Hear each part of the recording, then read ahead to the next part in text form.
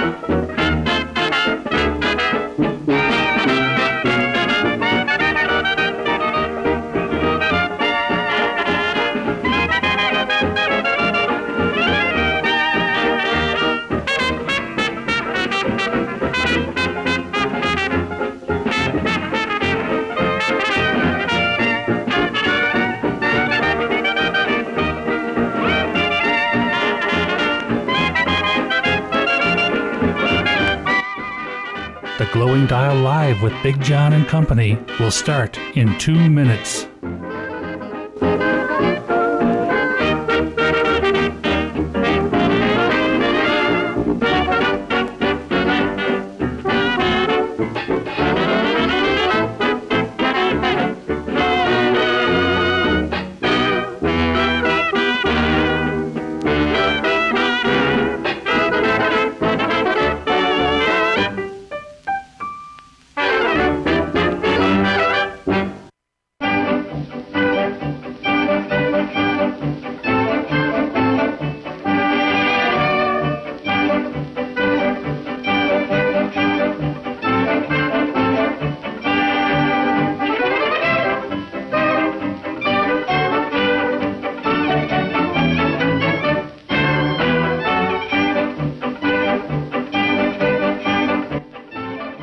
The Glowing Dial Live with Big John and Company will start in 1 minute.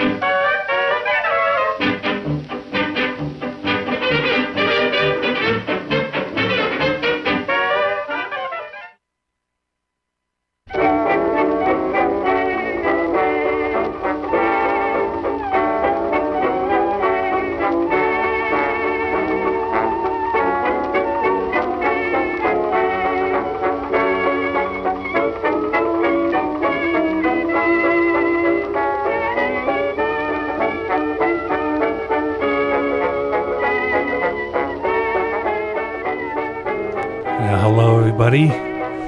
Welcome to episode 7 of the Glowing Dial Live with Big John and Company. I am Big John Matthews, your warm, rotund host, and you can see that because we are on YouTube Live right now with one viewer. One whole viewer. And careful of the laugh there, Greg. We don't want to go into the red here because that distorts on anyone listening to us on Mixlr. Folks, we have been away for a little while due to my health. Been in and out of the hospital, bad case of bronchitis, which is still hanging on, and that tickly cough that I can't quite get rid of. So I'll try to hit the switch if I think I'm going to do that, just to spare you. Yeah, we'll be here to beat you on the back. Oh yeah. You can't hear me either, can you? I can hear you. I just couldn't hear. I wondered why I was hearing you in one ear till I realized I didn't have the one headphone on the other ear. Oh, okay. So anyway, guys, we've been away for a while. We've changed the day of the live shows. We're now coming to you live every third Sunday of each month. The time of the broadcast is still the same, from 4 to 7 p.m. Eastern Time. Whether it's daylight savings or whatever, it's 4 p.m. Eastern Time. There he goes. There he goes. Yeah. Well, when I cut that, it cuts all of you off. So, he's cutting us off. Welcoming my co-hosts, and looks like I got the names a little not quite there, but close enough. Greg, otherwise known as Mortar, he'll be in the chat room with us, as will DJ Stu down there on the end. I've tried to fit him in here. He can lean into the picture a little more, but he's covered by Greg's mic. That's okay. The more covered up my face, the better I look. This is not a perfect setup. I might do, I don't know, I'd have to have additional software running to have a second camera and switch to that. Maybe second camera on YouTube and switch to that. I would have to have switching software too. Maybe if it was like centered. And then No, I wouldn't. This software I'm using would do the same thing. It would just create another scene. That's all. So it would be possible, I think. Don't feel bad, folks, if we're sounding too techie here. Techie? Oh yeah. Well, we're fans of Leo Laporte and his group over at Twit TV. Twit.tv. Twit.tv. This Week in Tech is what it stands for. Oh. And he fully realizes that it sounds funny, but He's the head twit. Wow. Or he calls himself the chief twit. Yeah, and on YouTube, just look for Leo Laporte Ball Pop or something like that. Oh, That's God. not what you're thinking. That is so funny. Not what you're thinking. I know you want to go somewhere, but this is a family show we're trying to do here, all right? Teeth marks in tongue. He used to sit, instead of an office chair or something like this we've got here, he used to sit on one of those exercise balls. Still does. I think Stu, I think Jeanette has one of those. Well, they had them at massage school, too, the yoga balls. Yeah. Sometimes if we didn't want to sit in those horrible bamboo chairs they had for us, we'd go to the yoga room and steal the yoga balls. Yeah. Well, Leo sat on these, and he was doing his show, just talking normally, and you see him slowly start to sink, and then boom, he just falls out of sight. And it's hilarious, actually. So. If it had a handle on it, he'd be the ghoul. Yeah, a hippity hop. I think that's what they call them. Yep. All right, folks, we have a video version of the show now on YouTube, as well as our usual audio-only version, courtesy of our good friends over at Mixlr.com. So if you're with us right now, you're obviously using one of those feeds, and we thank you. Check them both out. All the info for the live show is on our homepage at glowingdial.com. Just click on Live Show on the menu to the left of your screen. It should be real easy to find. And that pause brought to you by Johnny's Cough. Brought to you by bronchitis, infecting people everywhere. I didn't think we were going to do commercials on this show. Well, we are... And now we can honestly say, good evening, ladies and germs. Good evening, ladies and germs, yes. I want to let you know we are still, for you being confused out there, that what happened to the tri-weekly podcast of The Glowing Dial, the pre-recorded version. Well, we're still doing that. Steve and I are still doing it. Information on that, once again, is at our homepage, glowingdial.com. Just click on shows on the menu to the left, and that'll tell you all about it, show you the latest episode that's up there. You know, Steve wasn't available for our last recording session due to scheduling conflicts between his job and my job. But Stu came to the rescue, and we recorded 2 episodes with Stu, and those will be up shortly. Check our page for details as to when those will premiere. Steve will be back after those 2 air. Now, our tri-weekly podcast can be heard at glowingdial.com, Jerry Hanniga's Old Time Radio Network, Google Play Music, and iTunes. You can subscribe to it and automatically get the new broadcast downloaded to your favorite device. We're also on YouTube, as you can see right now. And the old episodes are on YouTube, just not with a video component, just a still screen. I was going to ask you, what video component runs when the show is playing? Just I just created it in Photoshop. It just tells you, what it has the Glowing Dial logo on it, and it just tells you what we're playing on that particular episode. Oh, okay. So, and also the Internet Archive. And you want to know? Let me see here. Here's a little bit of what our page looks like for you viewing us on YouTube right now. There you go. That's glowingdial.com. That's our main page you're seeing. And I don't know if you see my little pointer or not. I'm not sure if that's coming through. But here's the menu to the left side of the screen. You can just click on whatever you want. And there's a little donate switch there, which we would appreciate you using if you are able to financially. As little or as much as you want, and it helps us to keep bringing you the tri-weekly podcast and the live show, which we're going to be doing every 3rd Sunday, like I said, of each month. And hopefully, without fail, hopefully my health will hold out. So, and we also mentioned Jerry Handiga's Old Time Radio Network. And that's just the top part of his page. That's Jerry's show there that they're talking about. And ours is carried by Jerry. Just scroll down a little more on this particular page, and you'll see the latest episode of The Glowing Dial. And thank you, Jerry, for basically... He does a lot for us here. He supplies some of the shows that we play, and he carries us, and his program logs are... basically episode guides for old-time radio shows. So he's got a lot of information and a lot of fun over there at his page. So, make sure you check that out. And I mentioned some other sites there. Let's go to that. The Glowing Dial, yes, can be heard at these other sites. As I mentioned, Google Play Music, iTunes, YouTube, and hopefully you're watching us on there right now, and the Internet Archive. Yeah, I figured the Glowing Dial is worth preserving. Kind of like grape jam or something like that, Yeah. So before we go any further, back to us live there. Yeah, We want you toast. to toast. We want you to interact with us here on the Glowing Dial Live. And how can we do that? Well, several places you can make that happen. You can be in our chat room, which we hope we'll see you in there a little later. That's at our Mixlr homepage. It's mixlr.com/glowing dial. And they will prompt you to join up with them over there at Mixlr. It's free to do so. And then you could log in either with your username and password or with Facebook. And then you can get into our chat room and interact with us that way. Also, we have a Skype line available. A line of Skype. No, yeah, we had a dedicated Skype account for the show, but I've been having trouble getting into it and logging into it. But my regular one works, so if you go to Skype, load it up, and search for Glowing Dial 62.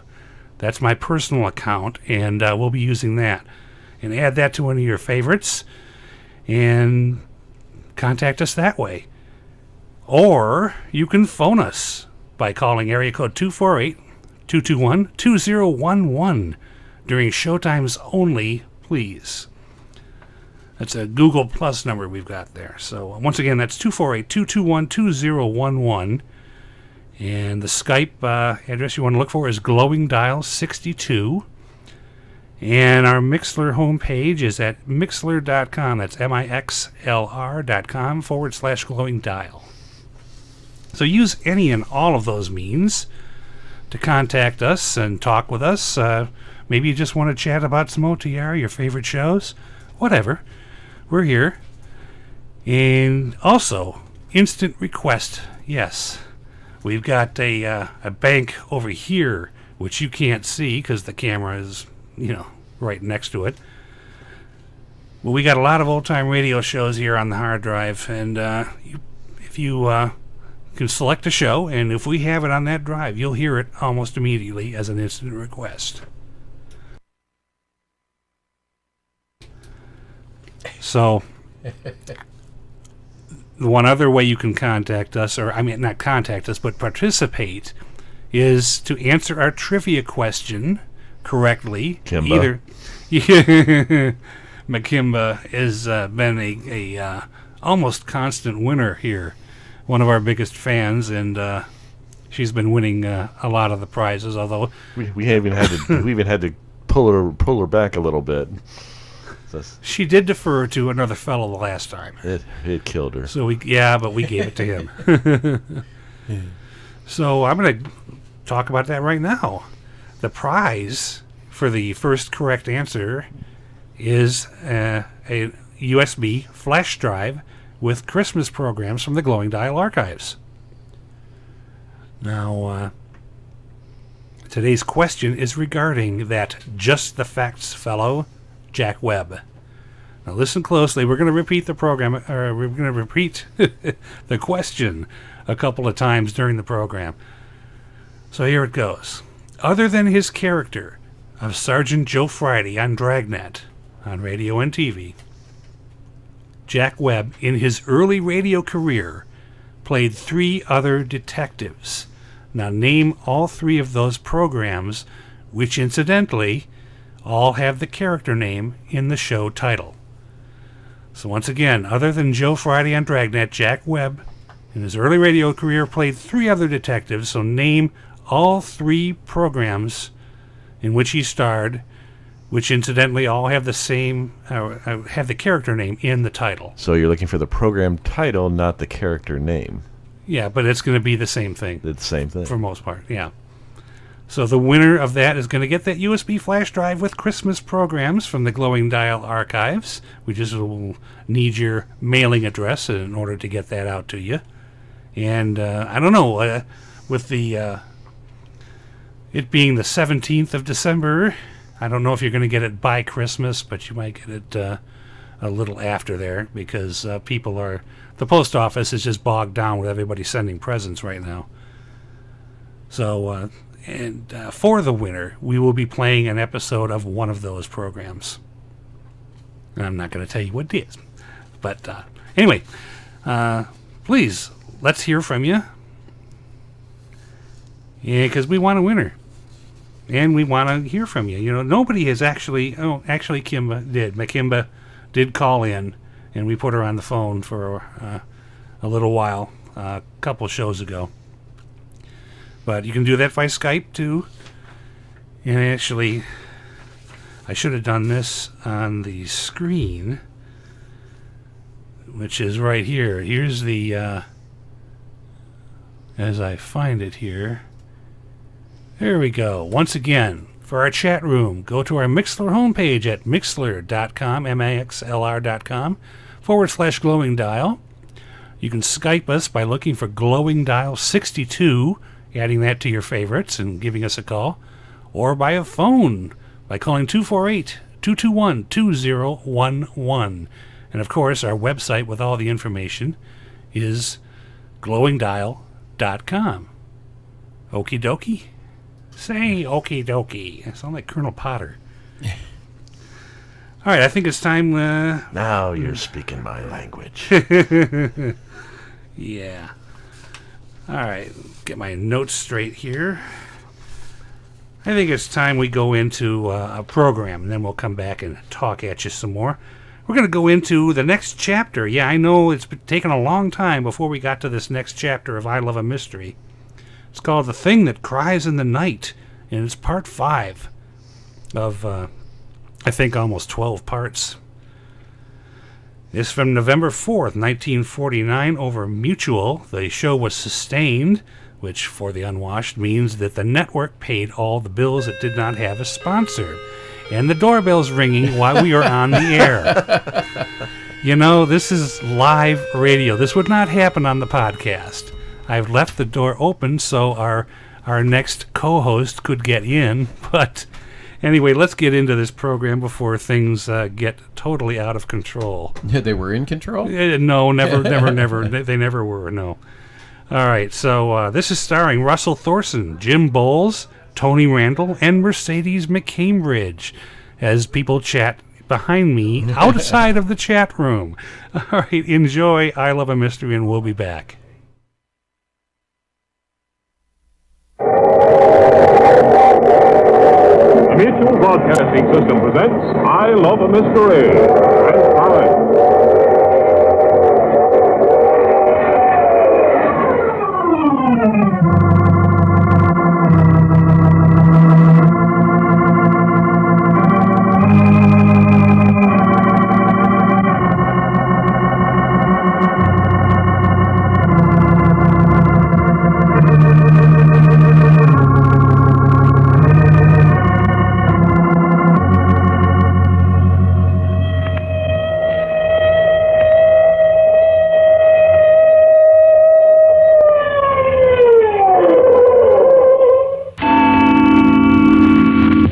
People are so dead when they're dead, aren't they? Not a very suitable sentiment for the occasion. No, don't touch anything. Hey, always the Bulgarian Martin they call. What are you doing? I'm trying to discover if there are any clues in the vicinity of this corpse that might implicate any member of the Martin family. You want to implicate one of us? No, but I want to know what we're up against before the police arrive. Why not the Marines and the Navy? Police have to be called, you know that. Why? Can't ask sensible questions, don't ask any. Whoever shot this man must have used a silencer. Otherwise, we'd have heard the shot. A good-natured drunk has a gun with a silencer. Your brother Joe? Mm-hmm. And I still want to know why we have to call the police. Murder's the policeman's business. Not this murder. This is the Martin family's own private little bloodletting party. You think someone in this house committed the crime? Naturally. Who? First, tell me where you sent your two friends. Doc and Reggie? Mm-hmm. 10 minutes after we find the corpse with the curly hair here, they go kiting out of the house like men on a mission. The question is, where? Why? They're out scouring the nightclubs and drinking places for your brother.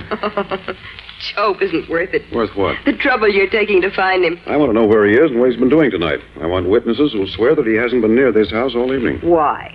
So that we'll be all set for the police when they start asking questions. When are the police going to start asking questions? As soon as they get here. When will they be here? As soon as I call them. And when are you going to call them? When I'm satisfied I know as much about this situation here as they'll be able to find out. Aren't you obstructing justice or something? I mean, waiting about notifying them? Maybe. Now then, why do you think this man was killed by someone in the house? Because almost everyone in the house had a reason. Everyone had a reason to want to kill the chauffeur? Was he that important to this household? I hope to tell you. Bob the chauffeur, now Bob the corpse, was putting the screws on the Martins. In what way? Well, let's start at the top of the list and work down. First grandma. Blackmail to hush scandal concerning Job and Hope. What sort of scandal? Job and a girl. Job hates girls, so I know it was a frame, but it was good enough to make headlines in the paper. Oh, what about Hope? Hope can't let chauffeurs alone. Hope, the family wench, was so deeply involved with our new cadaver here that one word from him and the whole world would know what she is. By the way, right this minute, Hope is upstairs asleep in my room. Oh, a gentleman wouldn't. Now, don't be a fool. We left her in our room and we heard you scream and rush downstairs. Went up a few minutes ago, she'd crawled into my bed and was fast asleep. Maybe you'd like to explain to her elder sister what she was doing in your room in the first place. She knocked on the door. I opened it, and there she stood in a wisp of lace and a pair of black silk stockings. You mean the dress this thing was holding in its hands when I found it down here was the dress Hope had been wearing this evening? That's right. Well, that's pretty raw. Oh, not as bad as it sounds. They were out together. Wherever they were, a man was killed and blood got on Hope's dress. When she got home, she gave the dress to the chauffeur to ditch. Oh?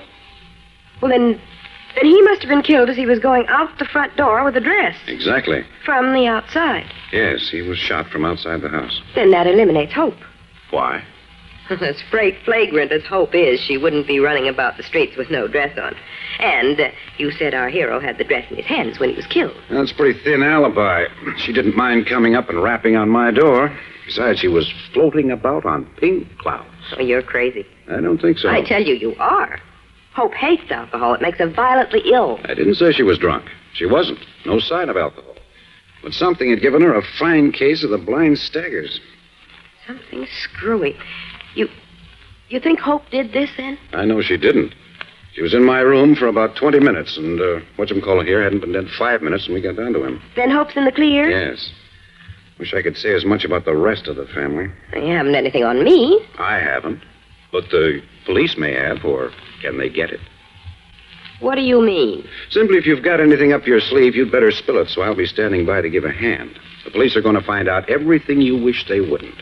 So you tell me first, so I can be ready for them. What have you got to gain by all this Boy Scout stuff? I told your grandmother we'd help her out of a mess. This, apparently, is the mess she meant, so talk fast. Well, if I was the murdering kind, Currylocks here would be my first victim. Why?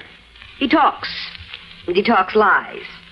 It came to my ears that he had passed the word around among the servants of the neighborhood that the Martin women were pushovers. Is that excuse for murder? Servants don't talk about me like that. Not even if it were true, they don't. But you fire servants, not murder them. Not if the servant has a death hold on the family and you can't get loose. You're referring to his hold on Job and Hope? Mm-hmm. He had nothing on you personally? No. Uh-huh. Now then, where were you during the time of the murder? I don't know when the murder was. All right. Where were you 15 or 20 minutes before you found the body? I was down in the furnace room. At this time of night? Mm-hmm. Why? Burning some personal letters. Go on. That's all. Just burning some personal letters. You think you can tell the police you were down in the basement at 9 o'clock at night burning personal letters and stop there? If that's all there is. Oh, you're smarter than that. What did those letters have to do with the chauffeur and his sudden demise? Why, nothing. You're not making a very good representation for yourself. I'm not trying to. I'm just telling the truth. But not all the truth. Enough. Very well, you were down burning letters. Then what? I was just coming back up to the main floor when I heard a baby laughing and cooing. Oh, you heard the baby? Yes, what does it mean? Your sister Cherry says every time the baby is heard in this house, tragedy occurs. She certainly hit it on the nose this time. Yes, didn't she? By the way, doesn't it seem a little strange to you that with your screaming when you found the body and all the running about the house that's been done since then, your grandmother and Cherry haven't been aroused? Grandmother and Cherry's rooms are on the 3rd floor. They couldn't hear? No. Well, don't you think your grandmother ought to be told before I call the police? I don't know. I think she shouldn't. Why? Well, after all, she's head of this house. She should have some say as to what the police are told. There's going to be an awful scene when she finds out. Nevertheless... Now, look, I'm almost finished here. Go up and get her and bring her down. Also, while you're up there, get Hope out of my room and take her to her room. But you haven't asked me about Cherry yet. Well, what about Cherry? I mean whether she might have a reason for killing the family leech. Well, has she? No. Great. Now, will you go? And Job. I know all about Job I need to know for now. Oh, wait, there is one thing about Job. You say he has a gun with a silencer? Mm-hmm. You know where he keeps it? Yes, in his bureau drawer. While you're upstairs, look and see if it's there. Yes, if you think that... I don't think anything. Now, go on. There's something I've got to do, and I don't want you here when I do it. You mean Hope's dress? Never mind. What are you going to do with it? I didn't say I was going to do anything with it. But you are. Well, what you don't know, you can't tell. Now, go do the things I've told you to. All right, but hurry. Grandma will be down here 2 steps at a time the minute she hears. Oh, the furnace is a swell place for Hope's dress. I think they call it destruction of evidence. Sorry, old boy, but I need this dress more than you do. Didn't I tell you? Oh, it's you. I'm Jerry. Don't you remember me? Why aren't you in bed? They're in my room. Who's in your room? They. Look what they did to me. What do you mean? On my shoulder. Right through my pajamas. Well, you're bleeding. I know it. You mean someone came in your room and slashed you? Yes. Here, let me see. Exactly like the cut on your arm. Sometime they'll get tired of frightening me. And then they'll kill me. Didn't I tell you? Didn't you tell me what? That every time the baby cries, something dreadful happens. The baby didn't cry. It laughed. I know. That's because one of our enemies was killed. What do you mean? When it's an enemy, the baby laughs. When one of us is in danger, he cries. You're getting just a little wacky on the subject of babies, aren't you? No, it's true. You wait and see. Now, look, Jerry, you go up to my room and wait for me. I'm busy. As soon as I've finished, I'll come up and put a dressing on that cut. I hope the baby doesn't cry anymore tonight. I can't sleep when he cries. If you don't get... Wait a minute. Someone's out on the porch. Why don't you close the door? The body's right in the door. Can't move it until the police come. Hold it. Oh, pardon me? My error. I thought this is where I lived. It's Job. Inexcusable. Man must be pretty spiplicated when he walks in the morning and thinks he's home. This is your home, Job. It is. Yes. What's this cadaver doing blocking up my doorway? He was just killed there. Oh. Thought it was a corpse trying to escape from the morgue. Shall I step over him? If you want to come in, I'm afraid you'll have to. Here, give me a hand. I'll help you over. Nice and friendly. I think I'm going to like you. There you are. Easy step. Not a very wide man. By the way, who are you? Name's Jack Packard. Are you by any chance the murderer? I'm afraid not. That's good. Nice chap. Hanging's too good for you. Much too good. You think so, huh? Oh, I'm afraid I put it badly. But you know what I mean. Oh. Hello, Jerry. Hello? Friend of yours? No. Oh. Thought maybe he was. Pajamas such awfully bad taste in the company of a strange man. I'm scared. Poor little terrified mouse.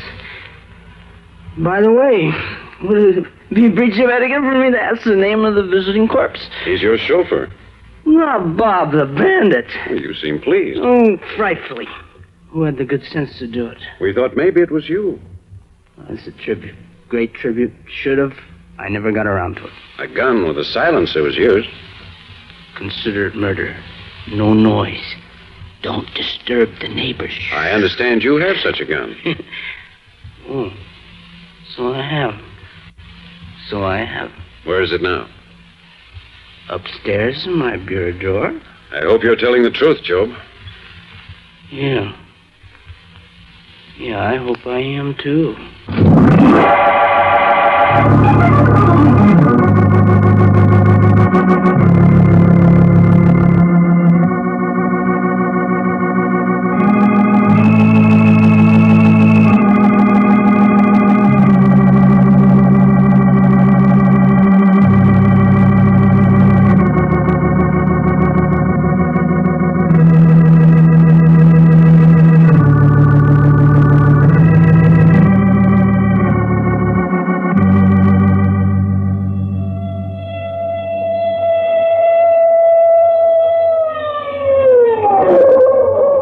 The further transcribed adventures of Jack, Doc, and Reggie will come to you tomorrow at this same hour.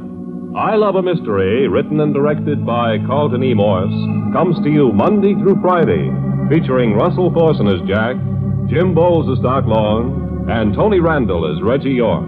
Frank McCarthy speaking.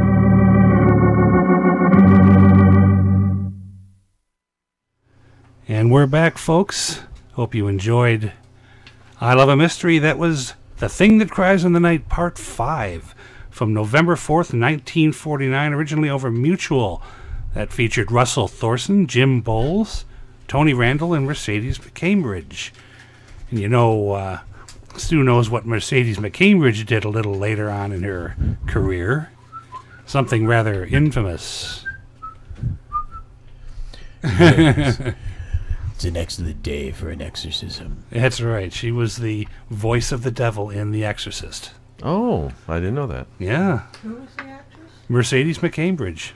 Huh. Oh, yeah. And her and Jim Bowles both were in Lost in Space. That must have been an interesting pitch for the role, you know. Yeah. We want you to play the voice of the devil. And we're going to mangle the voice so they won't know it's you. And we will pay you an ungodly amount of money. Oh, yeah. Because we know you're not doing anything else right now. And she had to say some language there, too. Oh, But, yeah. Joining us in the background there is our friend Jade. She was on one of the other live shows with us, so say hey to her. Hi, Jade. Hello. Yeah, you got to twiddle some knobs because I'm not hearing me or her. Well, I hear me a little. I heard her, but not on a mic. Oh, you got to turn the switch on. Oh, switch Is it plugged in? plugged in? It's a reference. We went and saw a concert last night, and there was a little production Is flaw. the switch on the mic on? Oh, maybe it's not on. Okay, is it coming? There we go. There we go. Oh, yeah, I just assumed this was a standard microphone that you don't have to turn on or off. But You do. assume this was a pro operation. Technology moves on. Yeah, just talk sexy to it. You know, you so now turn it you're- on that way. You are getting a signal. Oh, yes. Yeah, you don't have the headset, so you didn't realize that. But I had inquired earlier if this was the Halloween show because of the content of the discussion, but this is the Christmas show, right? yeah. All right. I mean, you know, granted, I Love a Mystery was not Christmas. We do have some Christmas stuff coming up. Christmas and wintry oriented stuff. We could have a scary Santa. I have a Brazilian Christmas song. Nightmare Before Christmas. Yes. Which, if you wish, I can sing it at some point. Oh, interesting. It's a short Brazilian Christmas carol, and it's a sort of a children's song. A very pretty melody. Okay, we'll get to that before the All show's right. over, probably. All right, what's next? Well, let's repeat the trivia question here. And our Makimba has not yet joined us here. Where are in you, the chat room Kimba? or anywhere else that I can see. As a matter of fact, me will actually have to give the prize to somebody else. It's you, me, and Mortar in the chat room. That's it. Yeah. We're our own We're best so audience. lonely. All right, the trivia question once again is regarding Jack Webb, that Just the Facts fellow. Other than his character of Sergeant Joe Friday on Dragnet on radio and TV, Jack Webb in his early radio career played 3 other detectives.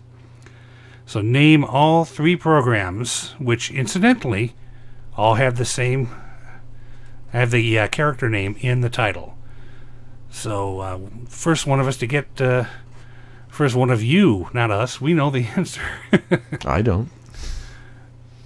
Can I win? Okay, Greg, the answer is... No way. I cheated. And, I never looked knew. at my. Yeah, I know. If you saw me flash my tablet, I had the Jack Webb page up. At least it's just the tablet he's flashing. Yeah, well, you know, if you're going to flash something, you might as well flash the largest one. You should have been here before the show started, folks. Really. I'm too far from that picture, but from what it looks like to me, it looks like a picture of Humphrey Bogart. So, but I'm too far away. Don't give it away. Don't It's give the it away. hat. All I can say about what happened before Just the the hat, show ma'am. started was thank goodness for portable heaters. Go with that where you will. I don't care. Well, yeah. You know what, 'cause that switch being off on the mic, it kind of reminds me of last night's Blackthorn show, That's doesn't it? yeah, Greg? exactly. Yes. That's it. You see the T-shirt I got on here, Blackthorn. That is my mostest favorite Irish band. They are local here in Detroit area, but they're getting quite well known. I think they're just And your I've- favorite band in general, aren't they? Yeah, they are actually. Been going to see them for 30 years now. 30 freaking years. And they remember every visit. Yeah, well, they know me by name now, and they don't yell out, John, like they do Norm on Cheers, but I saw them a long time ago with you, John. yeah, And they were at the all I Ark. remember is that song "Black Velvet Band." Mm-hmm. That And was- she was. That one is very memorable. They were at the Ark last night in Ann Arbor. Wow, in Ann Arbor. Yeah, and I scored their. I'm going to advertise. What the hell? Their brand new Well, it's about album. time. There we go. It's called One Bright March Morning. This is like John scored at the how Ark. many How about that? How many? Commercial free. Don't Always you- commercial free here on the Glory Down. But, they'd be happy if you bought an album. Yeah. And if you're anywhere near the Ann Arbor area, then definitely visit the Ark. It's a nice intimate little place. It's a nice venue. Only holds really about is. 150 people, and and you get up close and personal with the performers there. Yeah. It's real classy, super classy. Mm-hmm. And even the refreshments are cheap. Well, I'm counting the albums here. Let's see, there was 152 live, no anchors. Tonight's the day for drinking. La la la.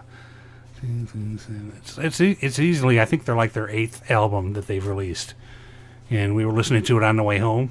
Yeah, it's pretty good stuff. Yep. Some of the stuff we actually heard in the show, but the reference to the switch being off was there was a new sound system there at the Ark, and they were having trouble with it. And especially Gary's guitar. And then Gary is one of the members. Somebody said, "Hey, is the guitar plugged in?" And it wasn't. 30 years. That's what experience will do for you. Stu and I've even had that kind of problem on at gigs. You know, Stu usually doesn't get that, flustered or anything, but he's like. This one time it was like, this isn't working. So I say, like, okay, is the power turned on? Right.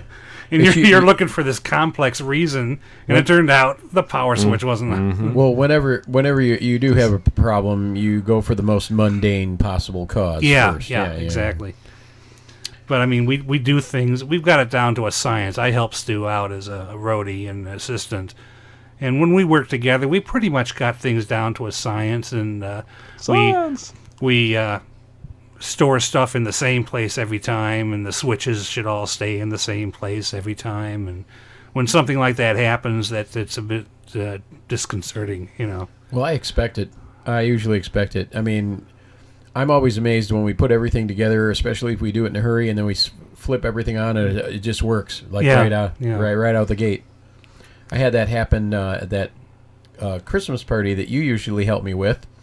We did a Christmas party recently for little kids. It's for all the foster kids, the Kiwanis. Kiwanis, yeah. And one of my favorite parties, but, I do it for them, shall we say, very inexpensively because, they can't afford a lot.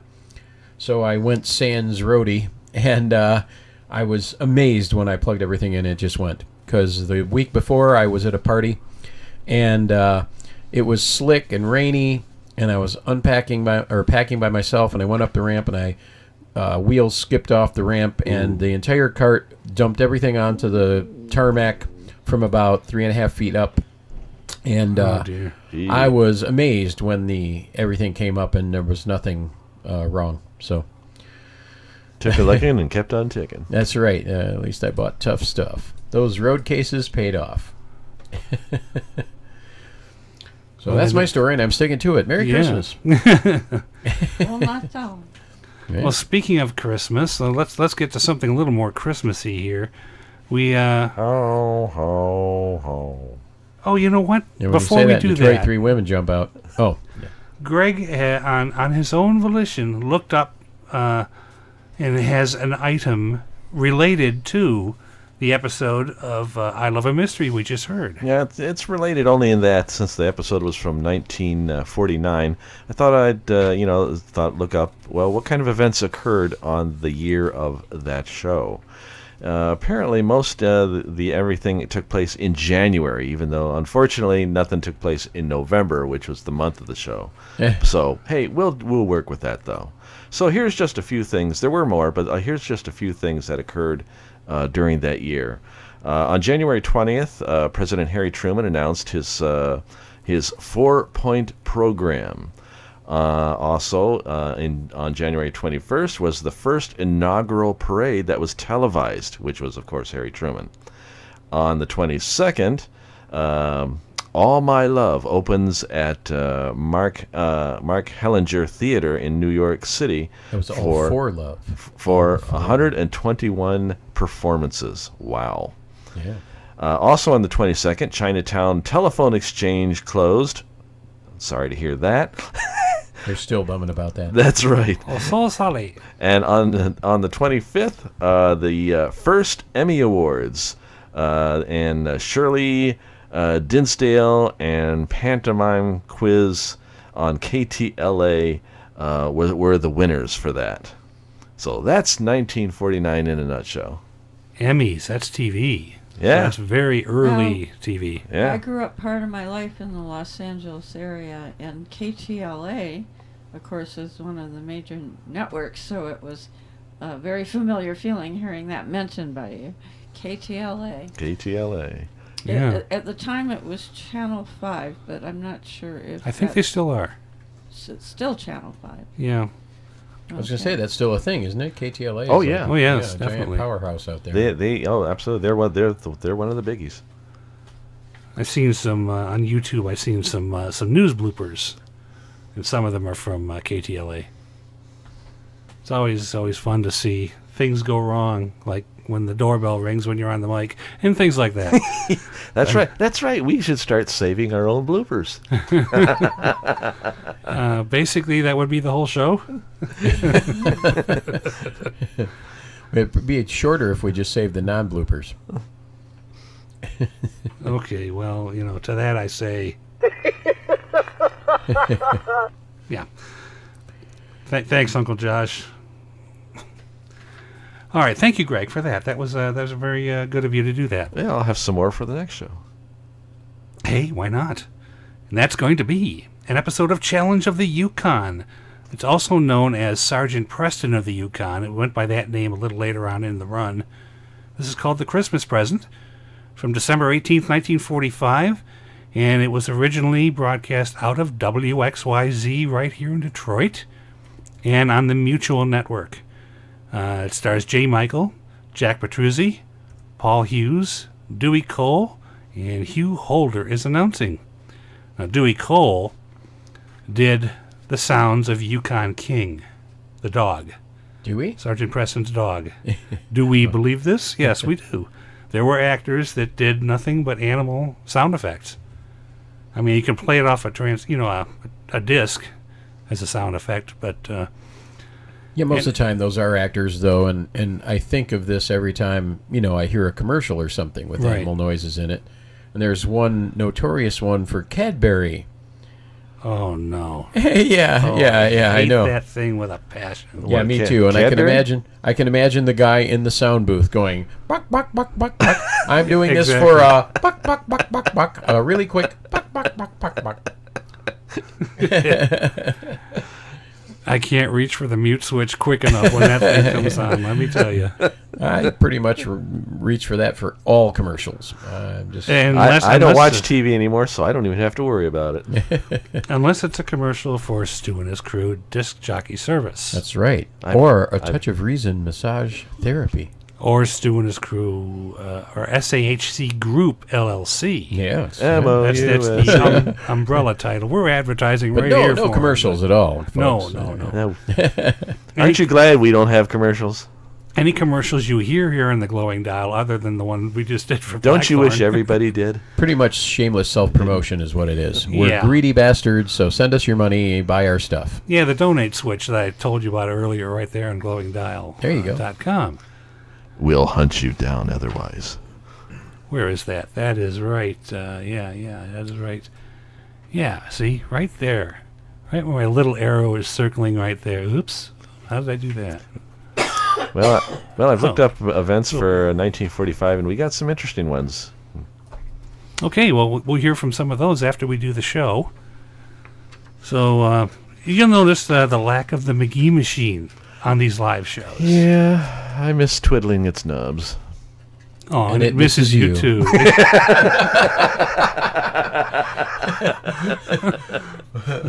You heard that in glorious stereo. In mono. With this cough, I feel like it got mono or something like that. I don't know. Yeah, I didn't have a cut switch. I had to back off the mic to do that myself. Yeah, if I'd have been looking at you and saw that you were ready to do that, I would have done this. We're back. Tis the season. I think we should have surround sound, especially when Santa Well- lands on the rooftop. I got surround sound because I got people on each side and behind me. That's it.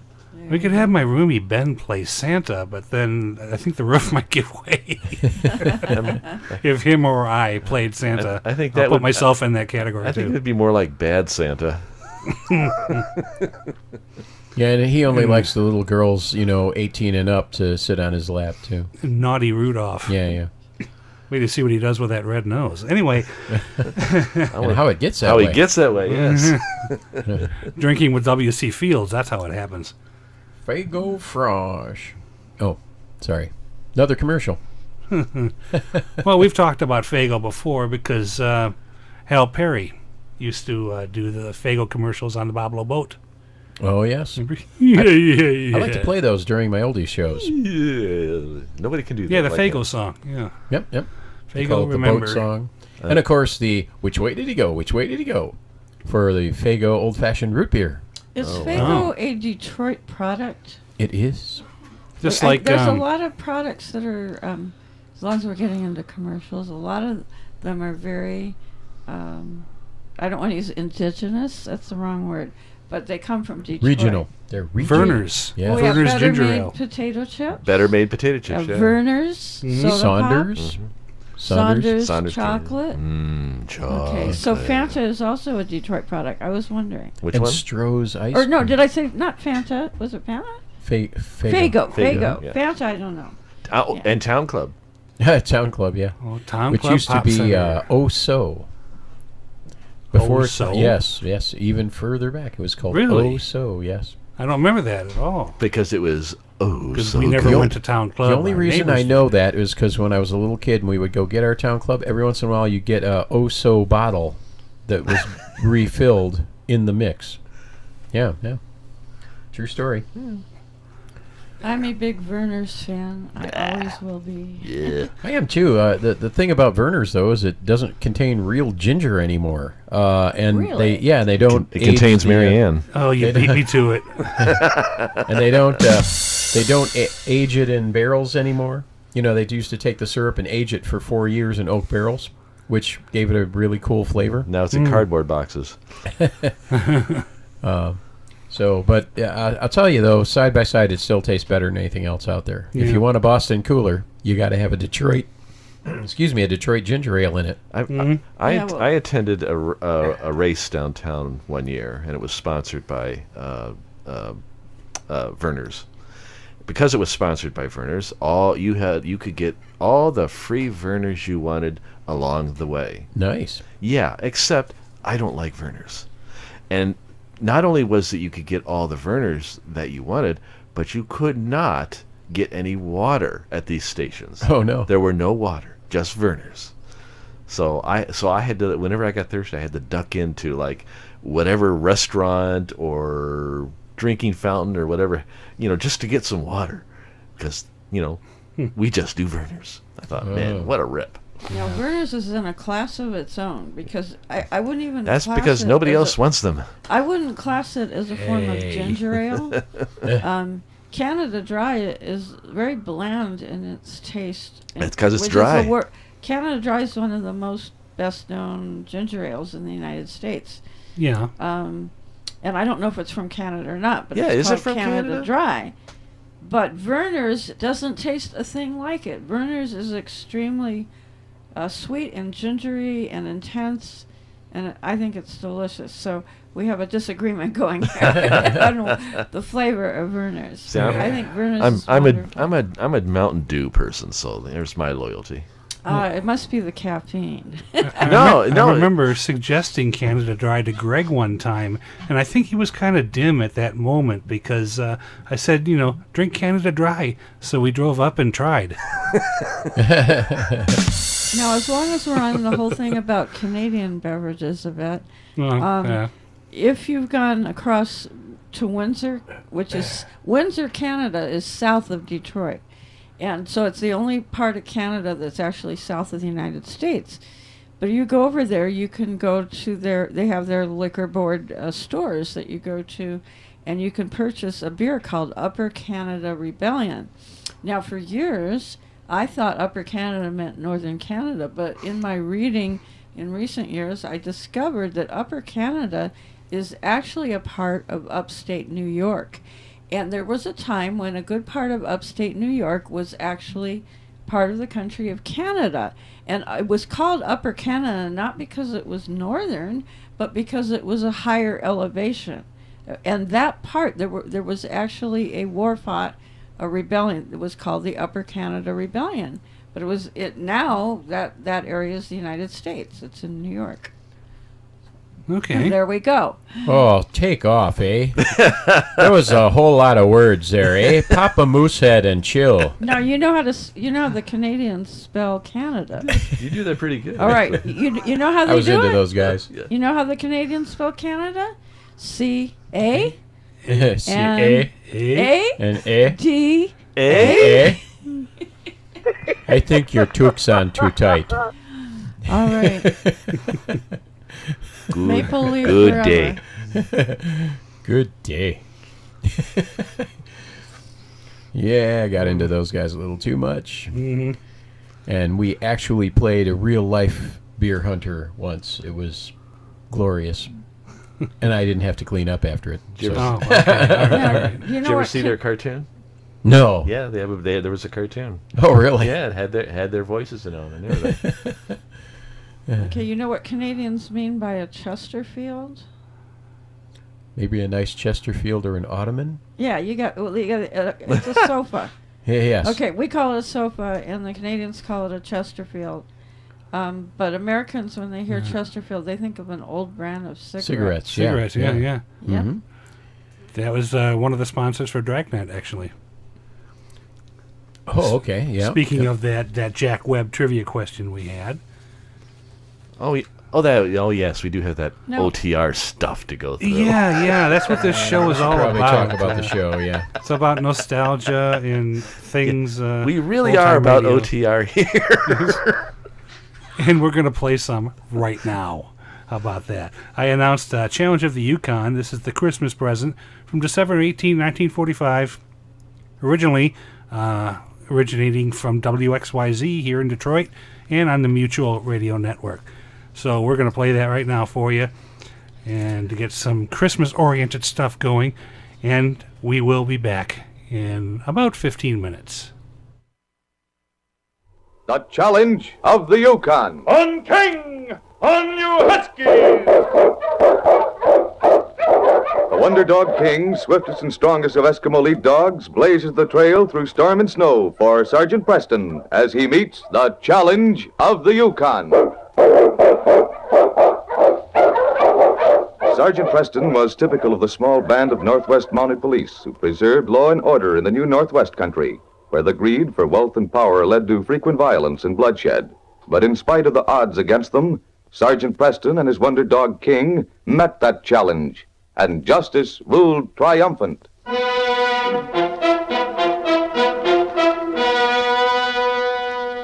Sergeant Preston of the Northwest Mounted was driving his dog team into Dawson City when he saw Jim Christie and his little daughter Sally at the edge of the trail. Walking! Hello, you Huskies! Hello there, Jim. Hi, Sally. Hello, Sergeant Preston. Can I give you a lift? I'm going your way. You sure can. It'll help if I don't have to lug this tree home on my shoulder. Put it on the sled. Sally can ride, too. Oh, thanks, Sergeant Preston. This is my Christmas tree. Daddy let me help pick it out. He just cut it And down. it's a fine tree, too. Put it right here, Jim. There we go. I'm so glad you're back, Sergeant. Now you can stop and see Frisky. He's grown since you left. Oh? Sally, Sergeant Preston's probably tired. He won't want to stop and see your puppy. Well, I'd like to see him. Come on, Sally. I'll lift you up on the sled. Thank you. She sure worships that pup you gave her, Sergeant. He's going to have a nice Christmas, too. I'm hanging a stocking up for him right beside mine. Frisky's a lucky little dog having you take care of him. Well, we all ready? Yep. I'm ready. On King! On you Huskies! Planning to spend Christmas in Dawson, Sergeant? Well, yes, I have my cabin here, and it seems more like home. This is going to be the best Christmas Mary and Sally and I have ever had. I'm glad to hear that, Jim. You've had some hard luck.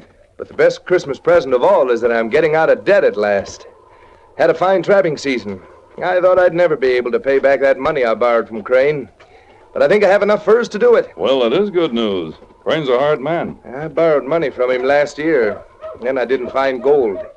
Took to trapping in desperation, but it sure paid off. I've got enough fox skins in my cabin to pay that debt and have some left over. We'll have to have a real celebration this year. What's wrong with King? Whoa! Hi, you Huskies! Listen. Did you hear someone call?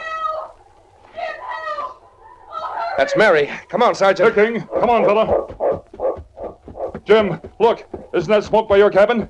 It looks like it. We're coming, Mary. Oh, Jim! The cabin's on fire! Oh, I'm afraid it's too late. Take care of Sally, Mary. Come on, Sergeant. Oh, Jim, be careful! My furs. I've got to save them. They're all in there. Easy, Jim. We'll do what we can. The whole side of the cabin is burning. That's the side my furs are in. Jim, it's too late. It's going to cave in. Don't go in there. I've got to have them. Jim, come back here. Jim! Oh, stop him, Sergeant! It's too late, Mary. Oh! Daddy! Come on, King. Oh, Sergeant, Jim's going to get Just drowned. one side caved in. I'll get him.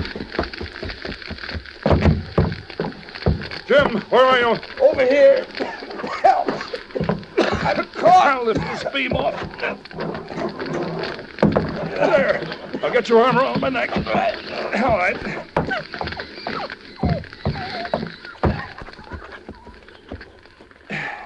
Well, there we are. You all right, Jim? Oh, thank heaven you got him out of there. My leg. Oh, Daddy, you're hurt. I'll get the dogs in the sled. Look, Sergeant. King brought Frisky out of the cabin. Good work, boy. I didn't see him. King came after me. Frisky, are you all right? Oh, thank you, King, for saving him. Jim, your foot. He's quite badly hurt, Mary. You'd all better come over to my cabin. There it goes. Our cabin. And all the furs destroyed. I can't pay Crane.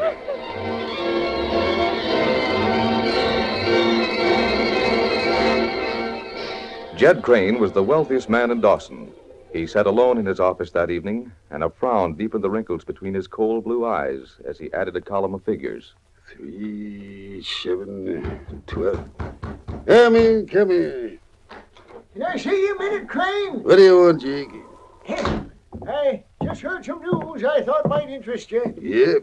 Jim Christie's cabin burned down this afternoon. Jim Christie? What happened to them furs? All of them burned. Nothing left at all. He said he intended to give them to you. Yeah, full of rotten luck. I was sending after them tomorrow. You sure this ain't a trick? Maybe he hit him somewhere and started the cabin afire himself. Oh, no, they was in there all right. Jim got hurt trying to get them out. Yeah. I'll have to wait another year till he pays me what he owes me. I was sure a fool to take a chance on him. It's kind of hard on his family, just before Christmas and all. They'll live through it. Boys was talking about taking up a collection for him. Well, don't come to me for anything. It's present enough as far as I'm concerned not getting my money. This Christmas business is a lot of sentimental bosh anyway. Well, it's just for the kid. Nobody cared about my Christmas when I was a kid. It was just another day. Another day in a lousy orphanage. You mean you never got any presents? Presents? Yeah. Yes. Yep, I did get a present once. Yeah? It was Christmas time. Little girl visited the orphanage with her pa and ma.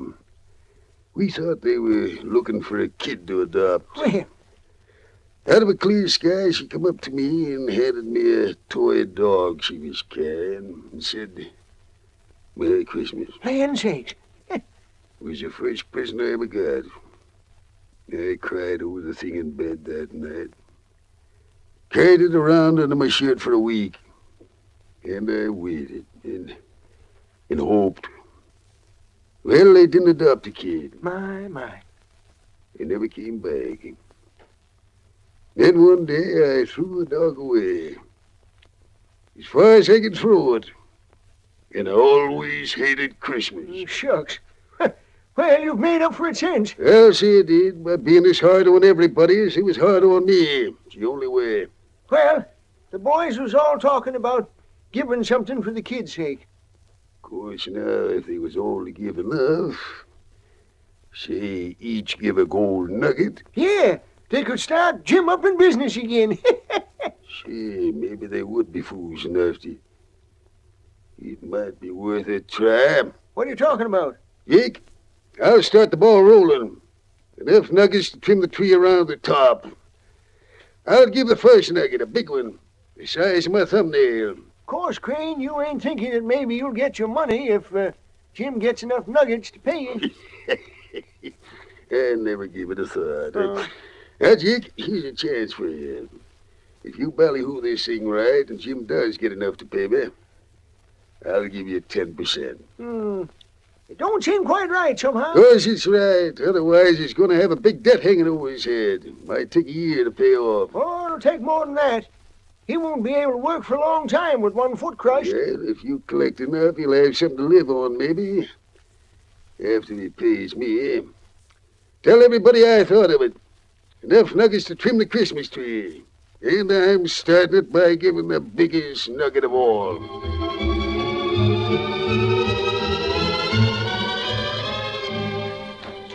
Hello, Sergeant. Hello, Sergeant Preston. Hello, Sergeant. Well, Jim, cheer up. I have good news for you. Good news? I can't tell you all about it. It's a surprise. But everything's going to be all right. What do you mean? If you weren't so blue about everything, I wouldn't even give you a hint. But there's a chance that you're going to have as fine a Christmas as you planned before the fire. What? I'll tell you this much. Jed Crane's a fine man, after all. I guess we were all wrong about him. Jed Crane? You mean Jed Crane is bothering about our Christmas? He wants you to have a better Christmas than you've ever had before. He's the bottom of everything. I'm just as surprised as you are.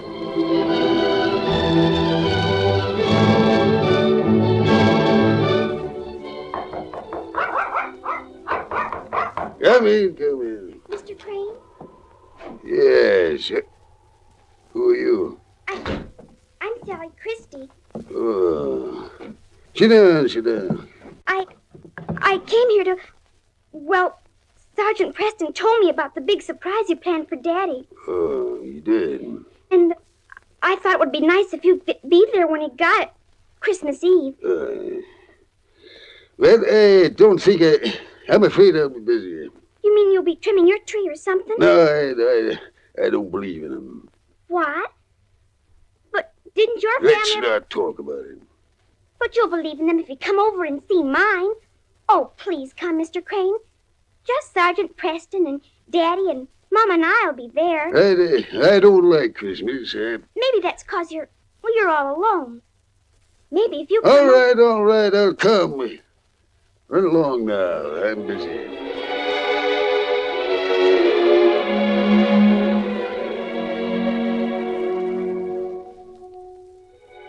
The soft light of the candles on the Christmas tree was reflected in the nuggets that hung like drops of gold from its branches. Sally smiled as she looked at the happy face of her father, and Mary and Sergeant Preston lifted his chair near the tree. Then she noticed Jed Crane off in the corner by himself. His wasn't a happy face. His eyes had almost a desperate look, and Sally suddenly felt sorry for the old man. She left the others and went to him quietly. Mr. Crane. Yeah? Could I sit on your knee? Well, sure. There you are. Isn't it a wonderful Christmas tree? It's, yep, awful pretty. Doesn't it make you believe in Christmas? Just a little. I guess so, a little. You've been so good to us. Daddy's so happy again. No, child, I ain't. Sergeant Preston said you started everything.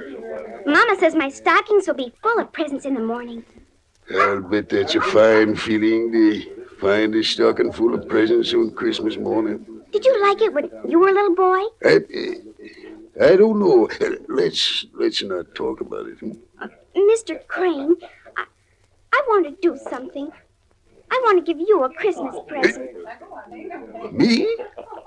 Oh, no. The trouble is, everything we had was burned except, well, the only thing I had to give is Frisky. You mean you want to give me your pup? He's really a wonderful dog. I know you'll love him, and maybe you'll let me come over and play with him once in a while. But, Sally, he's all you got. It isn't 'cause I don't love him. I do. But it's Christmas, and you just gotta have a present. Sally, thank you, my dear. Merry Christmas, Mr. Crane. Shelley, wait a minute. Don't go. I have a better idea. You know, there's another present I'd rather have. Another present? But I wish you'd...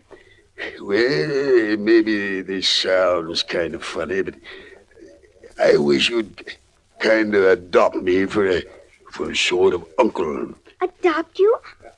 Why, that'd be wonderful.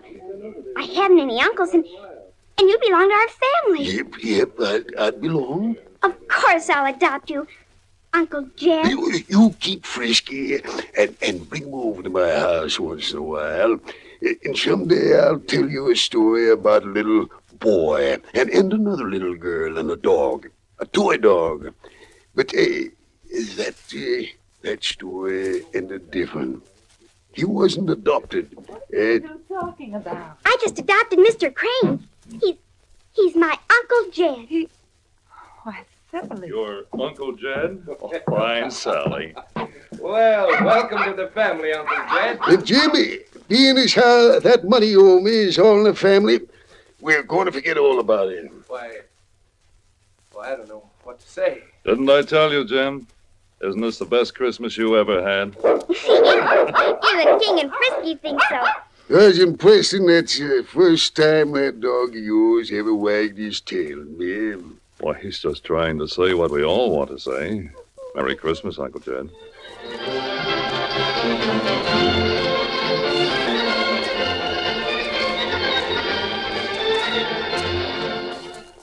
These copyrighted dramas originate in the studios of WXYZ Detroit, and all characters, names, places, and incidents used are fictitious. They are sent to you each week at the same time and reach you from our transcription studios. Hugh Holder speaking. This is the Michigan Radio Network. And this is the Glowing Dial Live, Episode 7, here on this 17th day of December in 2017. Also in Michigan. That's right. Big John and company back with you. My company being Greg or Mortar over here. Stu down there in the end, and Jade just back there waving hello. If you're wondering why he says Greg and Mortar, it's because on the chat room I'm listed under Mortar because I logged in under Facebook, and that's what I generally go by online. Right. Well, next time I can put Mortar there if you want, you know. What was the genesis of that name, can I ask? Mortar? Yeah. You want to tell or me? You go ahead. You go ahead. On some rare occasions, I assisted John when he was DJing. And so, he wanted to come up with a name. And did you come up with Mortar? I think Bill Putt did. Bill came up with it. Bill said, how about Brick? He looked at the wall and said, how about Brick? I said, okay, because I wanted, we go to the sci-fi cons sometimes, and a lot of people at sci-fi cons have nicknames. And I wanted a nickname. Okay. So Bill said, how about Brick? Yeah, and to be honest, I don't really remember exactly if I thought of Mortar or how that came about. Brick and Mortar, I get it. Right, Brick and Mortar. So it was probably Bill might have came up with that too. I don't know. But then we brought Chris into the fray. Mortar and pestle. We just shortened it to pest. Or pistol. I don't know. And Chris didn't like it that one bit.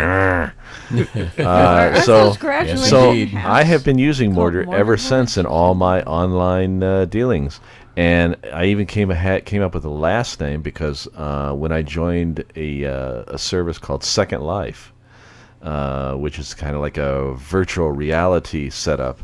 Your character had to have a last name, and you could not pick. I mean, you could not tell them what you wanted as your last name. You had to pick from a list of names. So I picked, since I wanted to use Mortar, the one that popped out at me was going down the list. I saw Mop, M-O-P-P. So I thought Mortar Mop.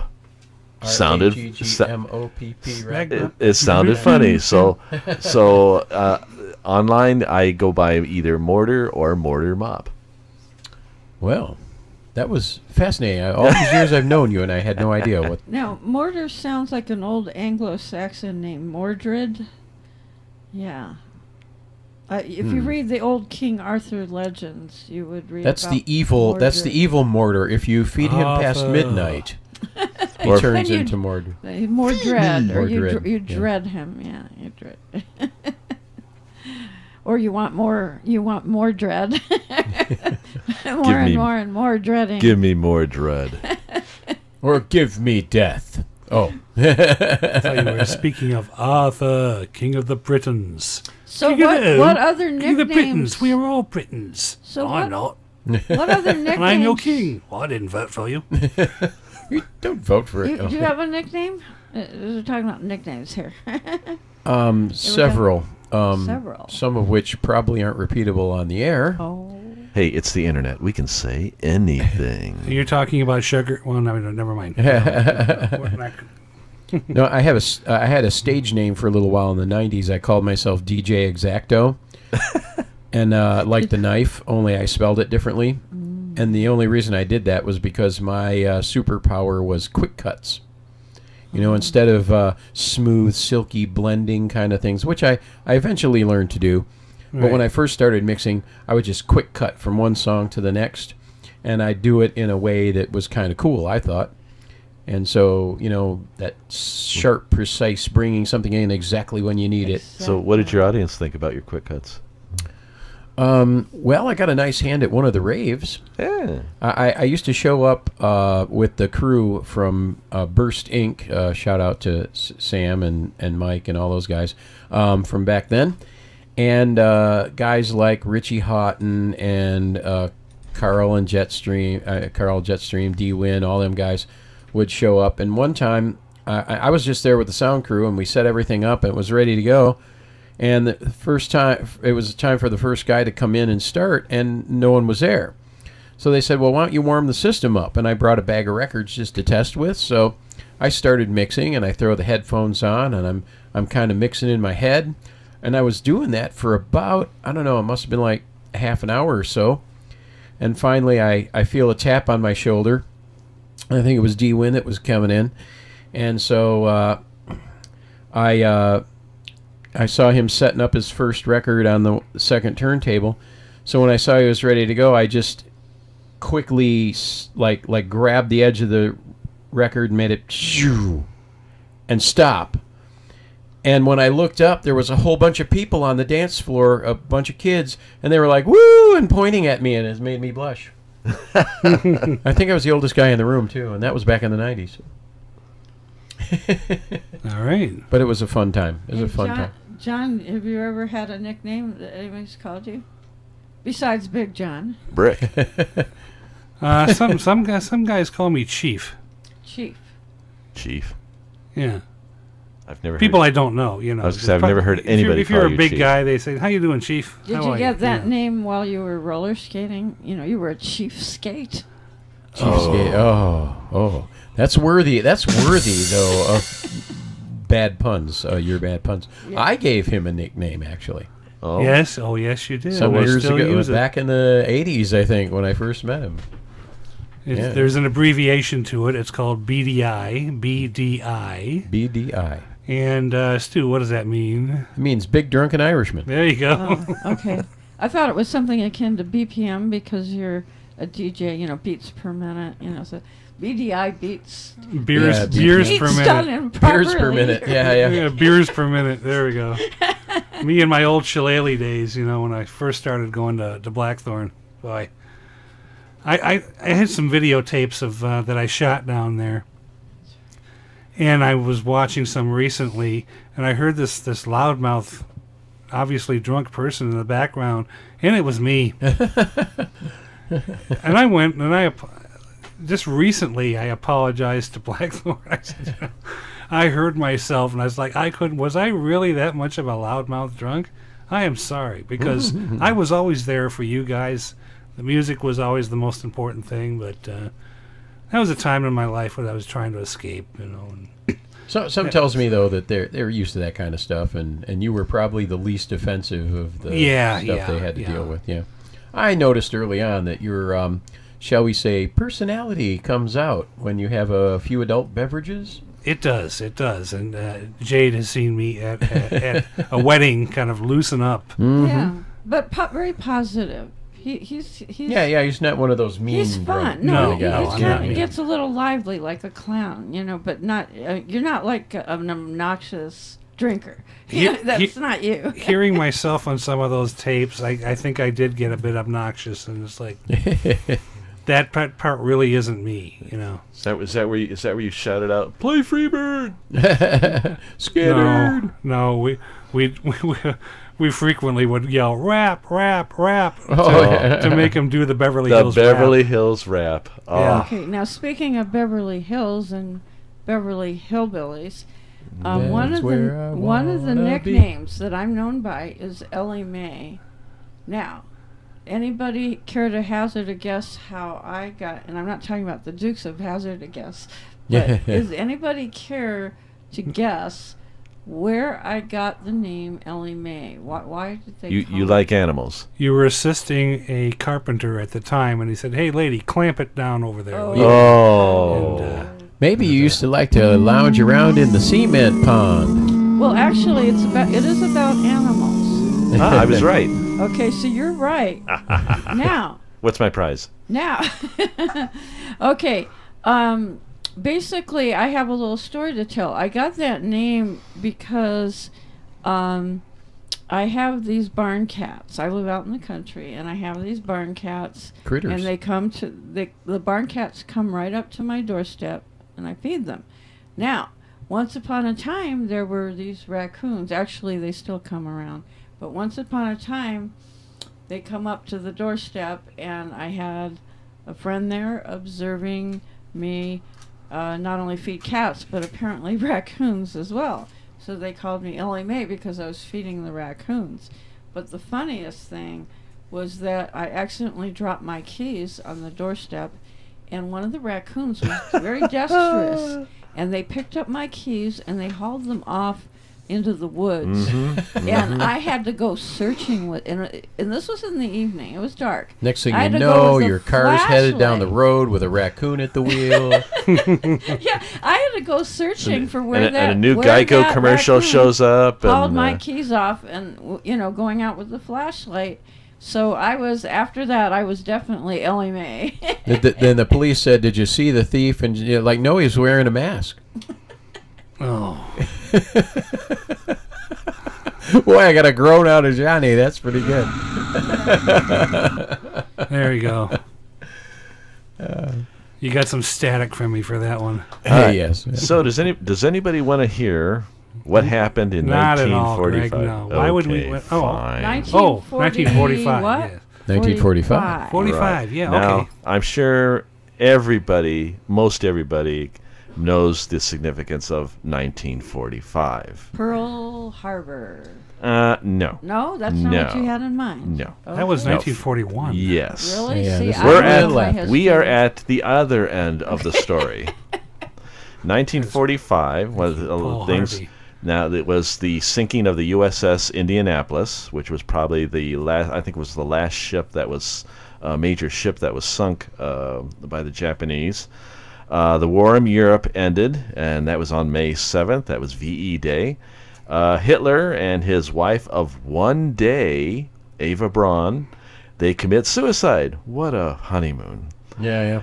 Harry S. Truman becomes U.S. president. Yeah, Harry's back in the news again. Following the death of President Roosevelt, the nuclear bomb was dropped on Hiroshima and Nagasaki, and they immediately surrendered on August 14th, which was, of course, VJ Day. Germany concentration camps were liberated. The Yalta Agreement was signed. Let's see, Germany is divided between the Allied occupation forces, and the United Nations were created. And those are the biggies. So not much going on in 45. Nah, it was pretty slow. Yeah. All right, what do you say we give Greg? Woohoo! There we go. All right, that's enough. Thank you. Okay. The wonders of a little sound bank here. Yeah. You thought there was really an audience here, didn't you? Yeah, and you just killed the illusion. Yeah. Look at that. Yeah, well, we always say we cram them in the closet in the back there. As you can see, there's just a lot of boxes and tapes and things there. Boxes and tapes I and miss the papers. Candor my. sisters, though. The Candor sisters. Yeah. And Ringo. We had some good times in that closet. Yeah, Ringo was in there. We pre-recorded a rim shot from Ringo, and that's what you've been hearing there. So he's a very busy guy. Can't always make it in, so sometimes he phones it in. I'll sing. If Did you want ever me to tell us sing. what happened to the McGee machine? Oh yes, a few times. Okay. Mm-hmm. But since we're not using it on this show, you know, we've gone over that a few times on the podcast. So you sound like you want to hear it again. No. We're not going to do it again. It's like I remember you started mentioning it, and then we kind of got drifted off like we often do. Oh no, I wasn't going to say how it started. Actually, no. But once more, let's give that trivia contest question. It's regarding Jack Webb. Thank you for the music. Other than his character of Sergeant Joe Friday on Dragnet, Jack Webb in his early radio career played 3 other detectives. Now name all 3 of those programs, which incidentally all have the character name in the title. And you're talking television, right? No, radio. Oh, radio. Okay. Yeah, in his early radio career. So you get to us either via the chat room or Skype or by phone. And let me see. That is, I'll put it up on the screen here for you. There we go. Chat room is via our Mixlr homepage. That's mixlr.com, mixlr.com/glowing dial. Skype, you want to look for Glowing Dial 62. Add that to your favorites. Why 62? The year of my birth. Oh. And phone by area code 248-221-2011. And the website, which will explain all that to you, is glowingdial.com. Yeah, and you know, excuse me, Jack Webb also had a recording career of sorts. Oh, yeah. He, I was looking around for some information, and you were looking on the web for web. Yeah, that's right, because I couldn't stand the wait. I wanted to see the answers to the trivia questions, I found out that he was kind of famous for Pete Kelly's Blues back in the 50s, and they put out an album, Songs from Pete Kelly's Blues, right around 1955. Mm-hmm. And another kind of a hoot that we were laughing at here in the studio, in 1958 he put out an album called You're My Girl, Romantic Reflections by Jack Webb. Yeah, Jack Webb, Romantic Reflections. I just don't see the connection. Did he write the songs? Yeah, you know, I know nothing about it. I'm just reading what I found. I think he performed some of them. And then in that same year, he put out a thing called Pete Kelly Lets His Hair Down. And in 1988, I think some of his stuff was included in a compilation called Golden Throats Volume 1. But the one that made us laugh the hardest was in 2000, the Rhinos Brothers, I believe it was, put out an album called Just the Tracks, Ma'am, the Warner Brothers recordings of Jack Webb. And so he's a kind of a triple threat. He did movies, radio, recording, and television. So I guess a quadruple threat. Yeah. He also had some television characters where the show was the same name. Mm-hmm. My favorite bit of him was when he did a skit with Johnny Carson. Yes. That was just so... Which you can hear on glowingdial.com. Just go to our shows page. You click on shows on the menu to the left and scroll down a little ways, and you'll see Glowing Dial at show addendums. And we did a tribute to Jack. So we had Spike Jones and his Dragnet parody. we had the bit with Johnny Carson too, and it's great because you see Jack's smile at the end of it because he breaks up Johnny Carson with Clara, the Claude Cooper's clean copper clappers kept in a closet were copped by kleptomaniac Clara Cooper from Cleveland or something like that. It was. I would like to know how often it took them to practice that, to rehearse that. Yeah. But you always see Jack so straight-faced in Dragnet. You know, it's good to see him actually smile. And you know what? Jack Webb had a comedy show early in a radio career, 1946. Wow. And we have 2 episodes of that in the Glowing Dial archives. That would be interesting, is the comedy. Yeah, I saw him in a movie. It was in the 50s. It was called The D.I., where he played a drill instructor. And he was a mean bastard, I'll tell you. That was a movie in 1957, by the way, too. He played Gunnery Sergeant Jim Moore, and he was also the director. I have Google. And there was a Dragnet. There was a Dragnet feature film as well. Sure. As a Make yourself look dumb. Well, Greg, you got a Chromebook. I just own it. Okay, fine. We're all cheating. You got a Chromebook, and I've got a mess of stuff in front of me. Yeah, you look here. like NASA control over here. Yeah, and it's like Garcia's rig in Criminal Minds. We'll have to take a still photo of this for the next live show, and I'll incorporate it into one of the scenes here in the software that's shooting this out to YouTube. Okay. And you can see things from this So side. our viewer can see. Yes. We're hoping to build this audience. We really are. And so far, no one's joined us in the chat room either. Makimba, we are waiting for you, by the way. Yeah, she was. She must be busy very or something, talkative because the she's last always time I here. was here. Yeah, we had 2. Now, I got to plead ignorance somewhat. I find old-time radio, that which I know to be really interesting, like George Burns, that type of stuff. Right. But I have to plead ignorance, both with old radio and old television. I just don't know a whole lot. But when I think of old-time, to me, what is old-time radio, I'm thinking of Dr. Demento. Oh, my goodness. Which would have been the 70s, I think. Yeah.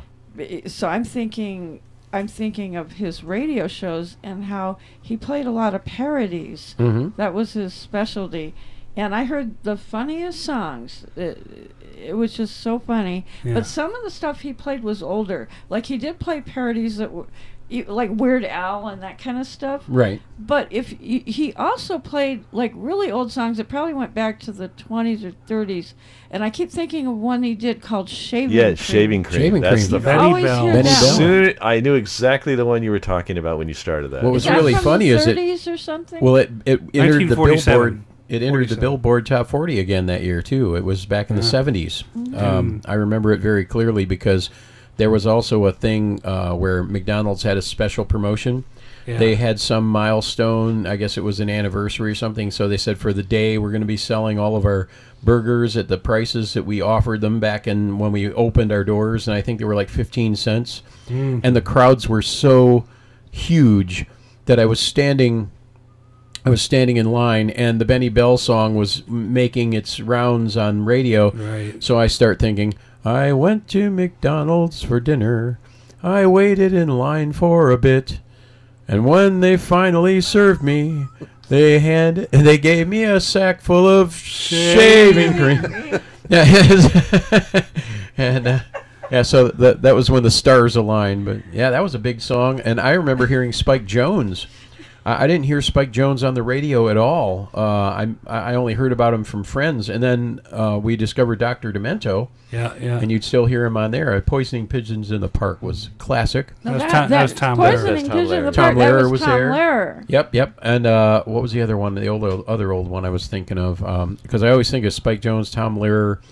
National Alan Brotherhood Sherman. Week. What's that now? Alan Sherman. That was. Alan Sherman. No, I got a special Tom Lehrer. kind of thing for Alan Sherman because I got into everything but Hello Mata, Hello Fada. But it'll come to me probably when we're in break, the third guy. But Spike Jones, Tom Lehrer, and this other nutbag lived together in my head because Dr. Demento was always playing them.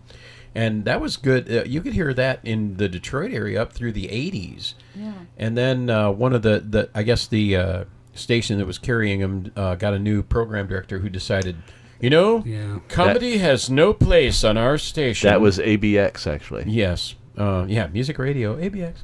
And I know because I worked right next door to them at the AM or WBRB. They were at one time an AM and FM pair. So when we were trying to get the AM station back on the air, because I was also part of the engineering crew, so we got sun poisoning in the field and got stung by wasps and all kinds of things. You could see the FM that were still going. That was it was I think it was it was a urban station, and then they changed formats and went to new wave, like in the 80s. It was like 80s new wave, what we would call retro today, but it was the hot current song music that time. So music radio ABX was one of them. Songs like God Save the Queen by More the than you Sex wanted to Pistols. know about that stuff, but that's my own connections because they played Dr. Demento. That's where I got my stickers from. Oh, all the ones that are on the inside of the truck door. Yeah, some of them. Yes, You know, there are some of those. Back in the day, most of the people that I knew that listened to Dr. Demento were huge science fiction fans. Oh, yeah. Same group of people. And they'd go to the sci-fi cons and all that stuff.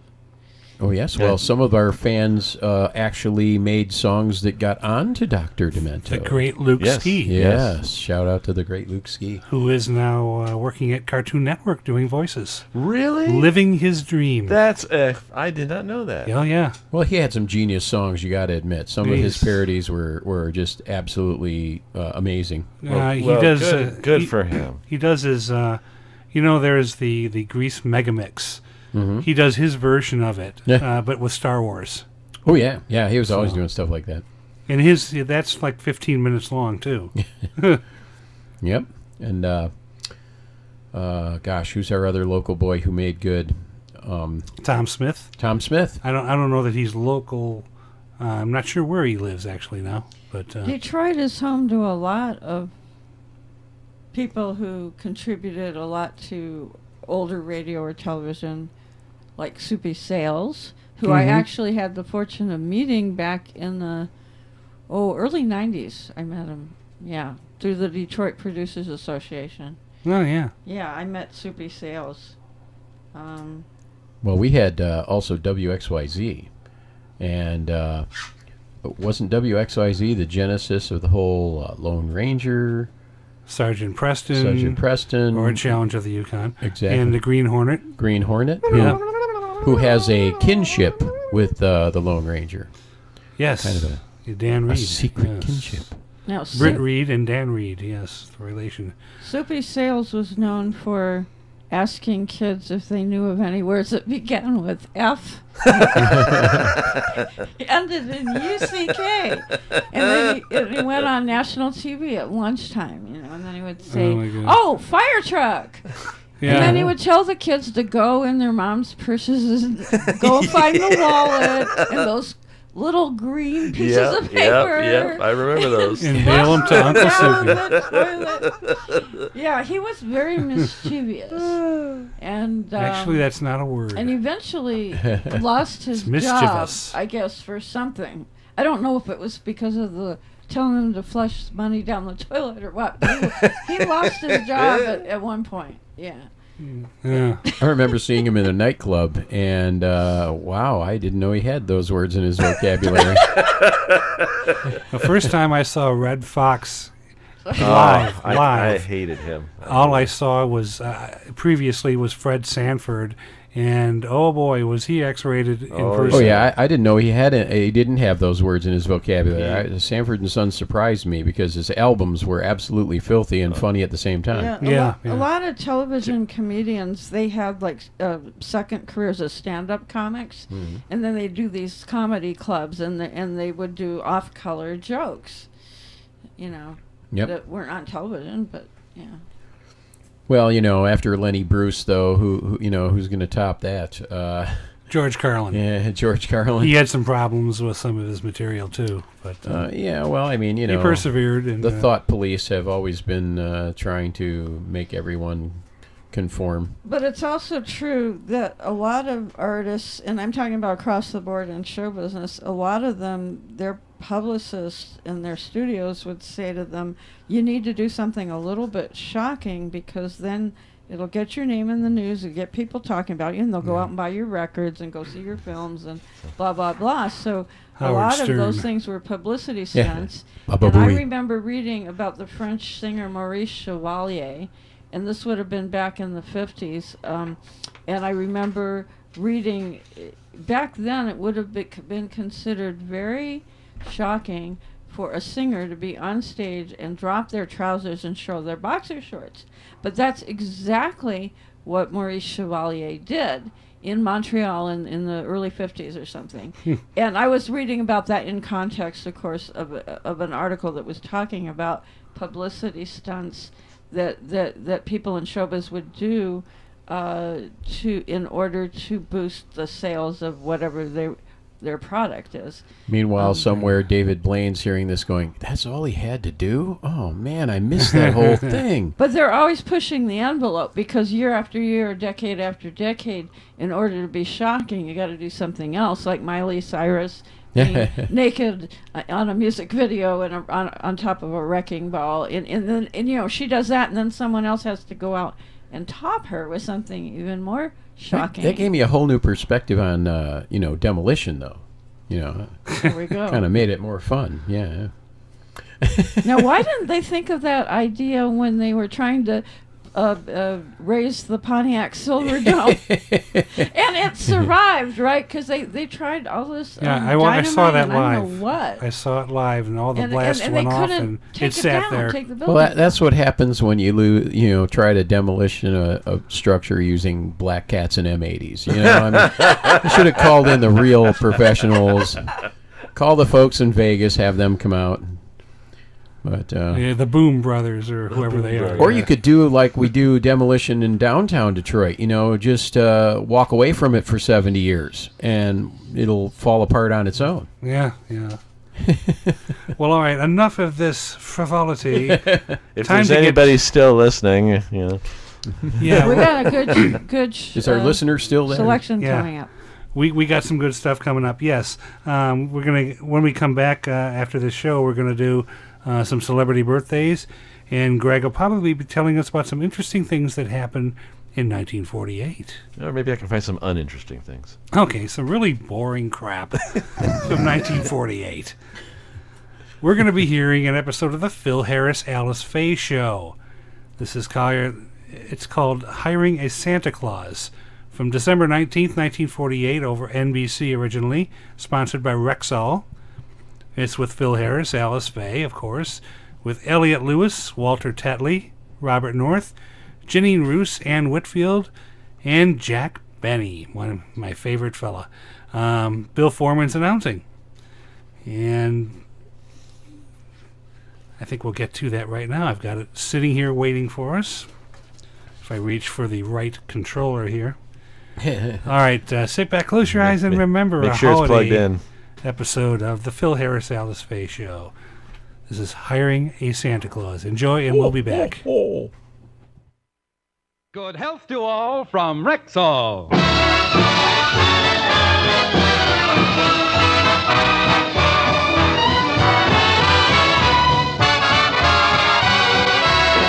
Yes, it's Sunday, time for the Phil Harris Alice Faye Show, presented by the makers of Rexall Drug Products and your Rexall family druggist. Good evening. This week, we independent Rexall druggists would like to play Santa Claus to all you tired last-minute Christmas shoppers. Our present to you is quick, easy, economical gift buying, without all the rush and worry. Suggestions? Well, there's Caranome, for example, one of America's oldest and most respected lines of beauty aids, and a Rexall exclusive. We have Caranome in delightful gift sets for as low as $2. And on up to a completely fitted traveling case for $50. And believe me, the lady who receives Caranome will never forget the gift or the giver. Then there's Stag, Rexall exclusive, popular toiletries for men. You can buy them individually gift boxed for as low as 75 cents, or in handsome combination sets up to $2.98. And here's another big help. Most of us Rexall druggists are prepared to gift wrap your selections, ready either for mailing or the Christmas tree. So if you're faced with some last-minute gift buying, look for the store with the orange and blue Rexall sign in the window. This week, that sign means quick, easy, can't go wrong Christmas shopping. Merry Christmas to all from Rexall.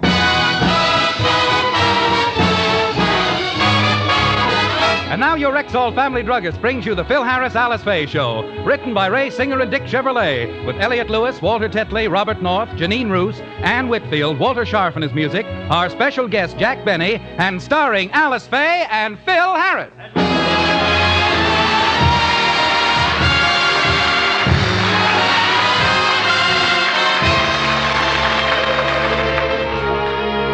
For weeks now, the Harris children, like children all over the world, have been thinking of nothing but Christmas and Santa Claus. They've been on their best behavior, and as we look in, we find Alice complimenting the children on their good deportment. Now, you've been particularly good, Alice, and I'm sure that Santa Claus will bring you lots of presents. I hope so, Mommy. And as for you, honey, you've been just as good as Alice. You've been going to bed early, putting your toys away, and eating all your food. The only thing is, you haven't been drinking all your milk. Well, I try, but you know how that stuff gags me. Quiet, Phil. I'm talking to little Phyllis. Oh, where is she? She was here a minute ago. She went in the den, Mommy. I'll go get her. Phyllis! Phyllis, Mommy wants you to... Phyllis, what are you doing with those crayons? I'm going to draw a picture on the wall. Don't do that. You know we gotta be good till Christmas. But I've been good for 3 weeks now. Alice, it's an awful strain. I know. But it's only 5 more days. Don't crack up now. You've been so good for so long. I know. But as Daddy always says, it ain't been easy, Clyde.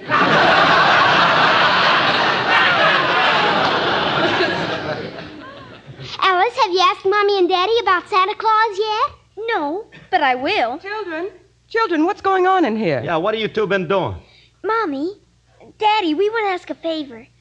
We'd like to stay up and see Santa Claus when he brings the presents on Christmas Eve. Well, honey, Santa Claus has a lot of other stops to make, and he might get here very late, Oh, and he can't we, Daddy, please?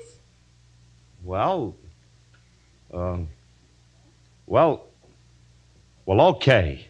Now, you kids continue to behave yourselves, and I promise that you'll see Santa on Christmas Eve. Now, run along and play. Go ahead. Oh, thanks, Daddy. Gee, I can hardly wait for Christmas Eve. Now, Phil, why did you promise the children that? Now, if they don't see Santa, they'll be very disappointed. They'll see him. And just to make sure, I'll dress up like Santa and come down the chimney. They won't be able to tell me from the real one. Daddy! Yes, dear? Don't you dress up and make believe you're Santa like last year. Boy, was that corny.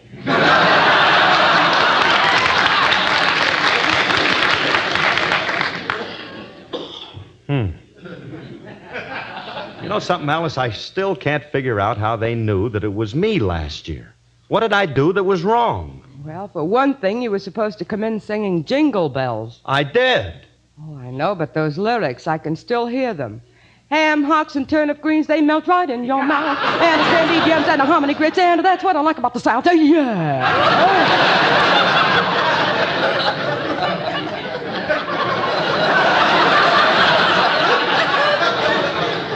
And what's wrong with those lyrics?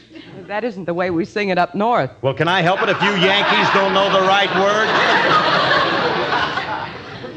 It's what I like about the South. Yeah. Never did it that way in my life. You don't think I can play St. Nick? We'll have to get somebody else to do it. Yes, but who? Well, I'll think of somebody if you'll just let me concentrate. Now, if I think hard enough, something will come out. Good morning, Philip. For this, I had to concentrate yet? Hello, Alice. I just dropped Hey, Willie, wait a minute. Hmm? Willie, maybe you can help us. Look, we're trying to think of who we can get to play Santa Claus for the kids on Christmas Eve. Now, we want to get someone who looks and sounds like the real thing. I know just the man. Who? Me. I shall be glad to portray Christopher Kringle.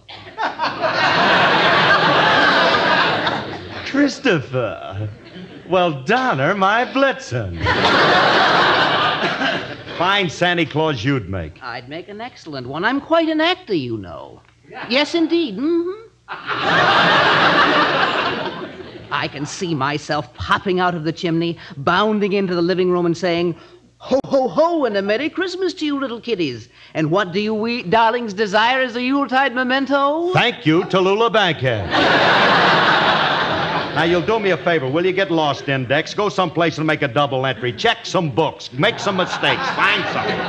Well, you don't want me to help you, I won't. No. I have to run along anyway. I have to meet my girlfriend at the taxidermist's. I hope they did a good job on her. Imagine that little squirt playing Santa Claus.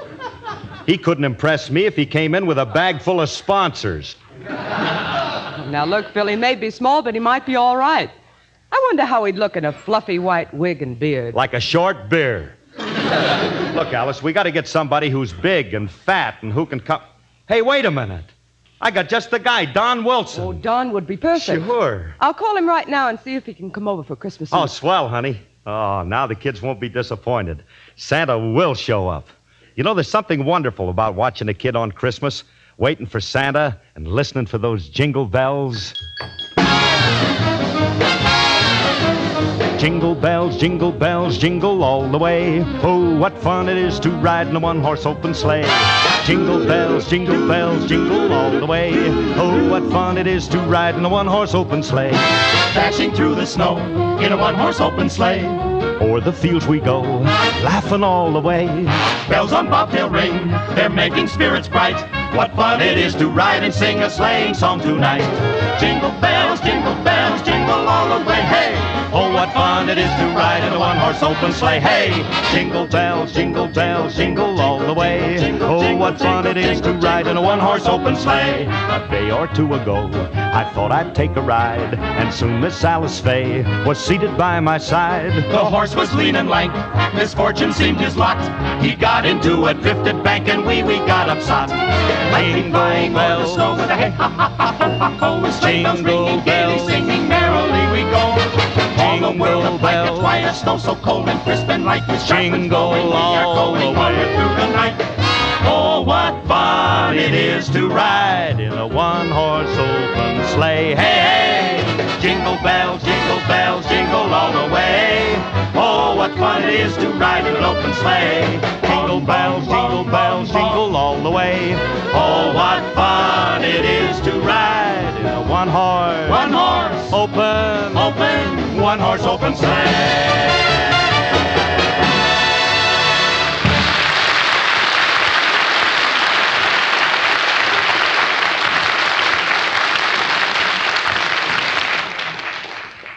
Gee whiz, I hope Don can make it. He's going to be terrific as a Santa. Uh-oh, that must be Frankie. Hiya, Curly. Hiya, Frankie. Come on in. Yeah. Hey, look pretty good, Waldo. Thanks, Spangler. What do you got in all them packages? Christmas presents. Got some things for the kids and Alice. And here's something for you, Curly. For me? Oh. You got a present for little old curly-headed me? Yeah, I got you. Oh, Frankie. That's sweet of you. Oh, I don't know what to say.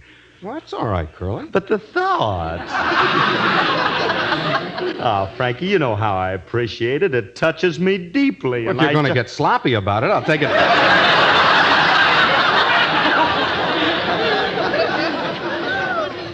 Where's Alice? Oh, I meant to tell you. She's inside calling Don Wilson. See, the kids want to see Santa Claus on Christmas Eve, so we're asking Don to play it. Why are you getting Don Wilson to play Santa? Well, what else am I going to do? Well, let him stay up and see the real Santa Claus. Yeah, but I don't know what time he's coming.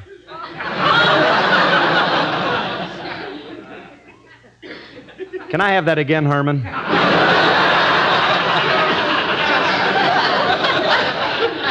Yeah.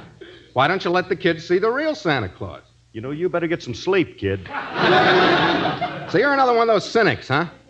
Wise guy who don't believe. You do? Of course. Just because you've never seen him don't mean he's not there. You must realize, Curly, there are some things in life that are inexplicable. There exist certain psychic phenomena that are ethereal and beyond the comprehension of we mere mortals. Don't you agree? Oh, and indubitably.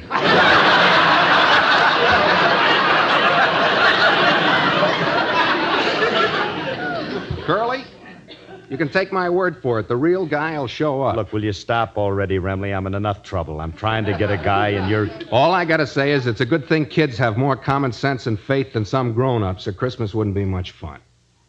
I know that on Christmas Eve, old St. Nick and his reindeer will come flying through the sky. Yeah. But do you mind if we have somebody stand in case he's grounded by a low fog over Burbank? All right, scoff if you will. I'll drop over Christmas Eve. Maybe then you'll sing a different tune. Goodbye, infidel. Poor Remley. He ain't been the same since he switched to buttermilk. Phil, I called Don, but he can't make it. However, he said he has a lot of actor friends, and he'll send one of them over. He said we'd have to pay the actor $10. So what?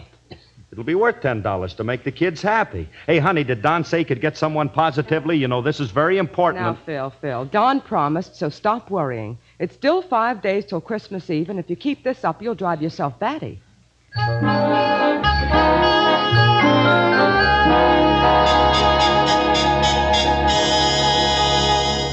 And for 5 days, Phil worried. Now, as we look in on the Harris home, it's Christmas Eve. Phil is downstairs trimming the tree and impatiently awaiting the arrival of Santa. Alice is upstairs, reassuring the children that he'll be there. But, Mommy, it's 10 o'clock already and Santa isn't here yet. Gee, Mommy, do you think maybe he isn't coming? Now, don't fret, girls. Of course he's coming. You better watch out, you better not cry, better not pout, I'm telling you why. Santa Claus is coming to town. He's making a list and checking it twice, gonna find out who's naughty and nice. Santa Claus is coming to town. He sees you when you're sleeping, he knows when you're awake. He knows if you've been bad or good, so be good for goodness sake. Oh, you better watch out, you better not cry, better not pout, I'm telling you why. Santa Claus is coming to town. He'll be riding with his reindeer in a great big open sleigh, with a great big bag of presents, and to give them all away. He sees you when you're sleeping, he knows when you're awake. He knows if you've been bad or good, so be good for goodness sake. Oh, you better watch out, you better not cry, better not pout, I'm telling you why. Santa Claus is coming to town.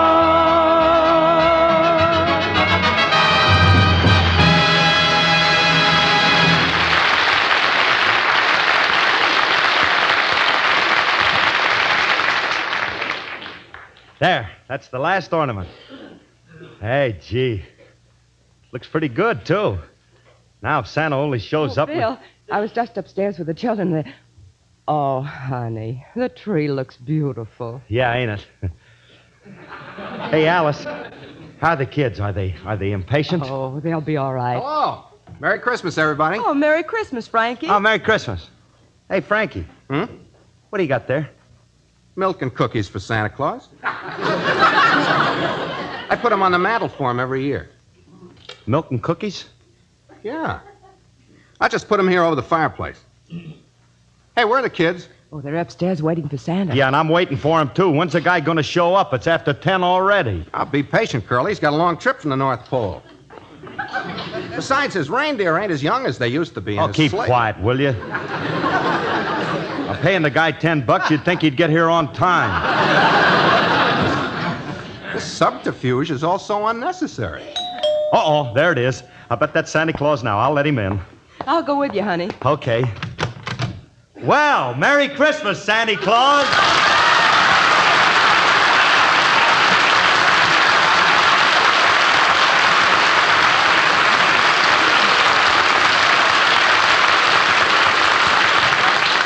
Hello, Santa Claus. Oh, Merry Christmas, and where's my $10? Come on in, Jack. Hey, Jackson, what are you doing here? Well, Don Wilson happened to mention that you were in the market for Santa Claus and you were paying $10. So I thought that Jackson, since when did you have to go around playing Santa Claus for money? Phil, please, I'm not doing it just for the money. There are other reasons. I mean, I'm doing it because, well, there's, not to mention... Oh, I could go on naming reasons like that all.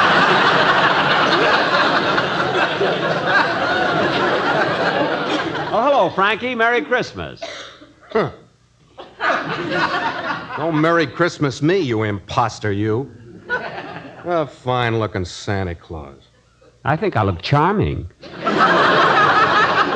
Charming, he said. Where'd you get that messy red suit? It's got spots all over it. I rented it. The Santa Claus had it last year was a sloppy eater. Phil,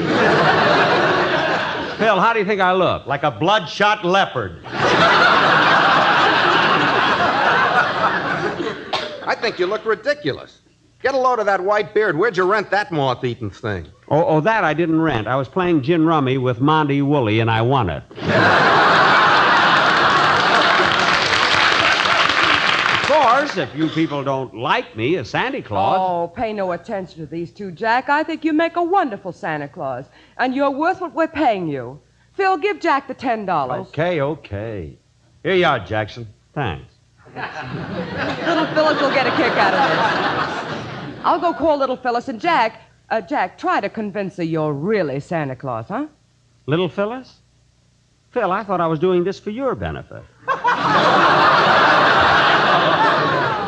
I mean, if it's for Little Phyllis, I wouldn't think of taking money. No. It's okay, Jackson. A deal's a deal. Phil, please don't embarrass me. But, Jackson... Look, it's for the kid. I wouldn't think of taking the $10. Well, if you insist... $7.50 is plenty.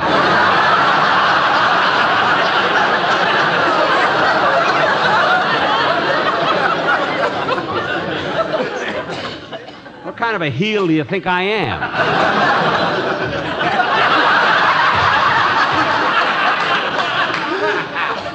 Now, Phil... Mighty sweet of you, Jackson, to play Santa Claus for my 2 kids. 2 kids? See, $7.50 each. Nah, I can't take it. I can't take any money at all for this. Tell you what, Phil, if you wanna, you can buy me a little something for Christmas. Like what? Anything that Alice can afford. I don't care. Okay, but now look, Jackson, it's up to you to make the kids think that you're Santa. This impersonation is preposterous. Santa Claus won't like this. Besides, you'll never be able to fool the kids. Oh, I don't know. Well, wait a minute now, Jackson. It'd be awful if you don't. If there was only some kid we could try it out on just to see if we can't... Hey, where are you? I brung something for you. Uh-oh, that's Julius. Hey, everybody, that's Julius. That's just the kid we need. Come on in here, Julius. Right in here. We're in here. Now, look, if you can fool him, Jackson, you can fool any kid. Don't worry, Phil. I'll just sit in this chair and you watch his reaction when he sees me. Okay, Dad. I certainly hope... Mr. Harris, I come up... Hey, Mr. Harris, don't you feel a little chilly? No, why? You left your red flannels lying on the chair.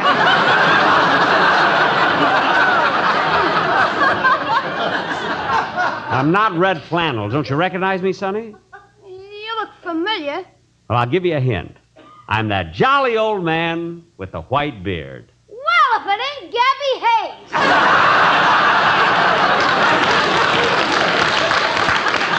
Julius, he ain't Gabby Hayes. What's the matter with you? Don't you recognize Santa Claus when you see him? This is Santa Claus? That's right, son. I'm old Saint Nick, Gabby You Nick. can't do this to us little kids. In the name of juvenile humanity, I protest this flagrant disregard. Oh, shut up!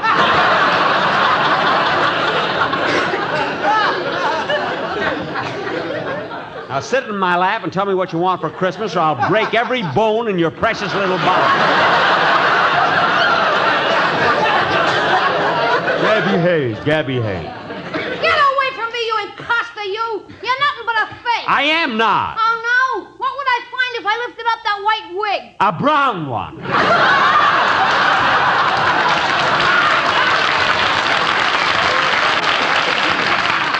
I thought so. Wait till I see the real Santa tonight.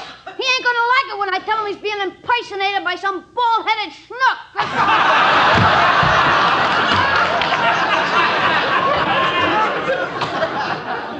There goes a cute little child. He has all the charm of live bait.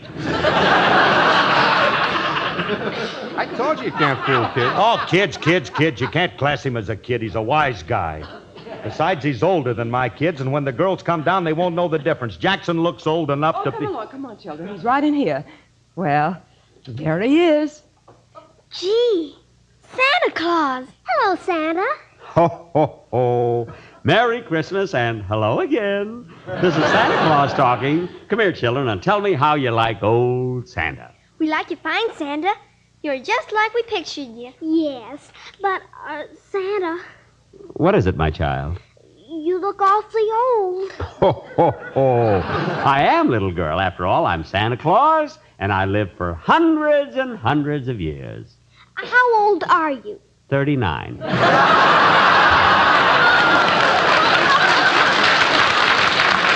Well, old Santa has to be going now. Here are your toys, girls. Thank you, Santa. Yeah, thanks. Well, I'll be seeing you next year. Merry Christmas to all, and to all a good night.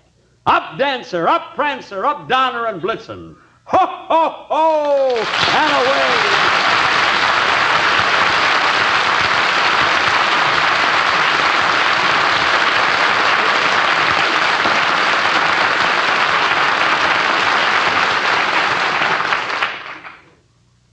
The big ham.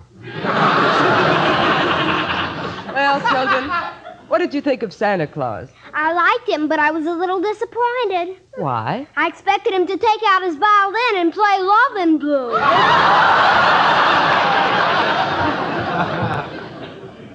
You mean you kids knew it was Mr. Benny? Sure, but we didn't want to say anything and hurt his feelings. Daddy, when is the real Santa coming? Well, you see, honey, He'll be here soon, kid. Oh, Frankie. Look, kids, he may get here too late. So I'll tell you what, I'll tell you a Christmas story and then you run off to bed, huh? Well, all right, Daddy. But we wanted so much to see him. I know you did, and maybe you'll see him next year. Now look, sit on my lap and I'll tell you a beautiful Christmas story. You ready? 'Twas the night before Christmas, and all through the house, not a creature was stirring, not even a mouse. The stockings were hung by the chimney with care, in hopes that St. Nicholas soon would be there. I thought I heard sleigh bells. No. The children were nestled all snug in their beds, while visions of sugar plums danced through their heads. Alice, what are those bells? What's that? Shh. Be quiet, Curly.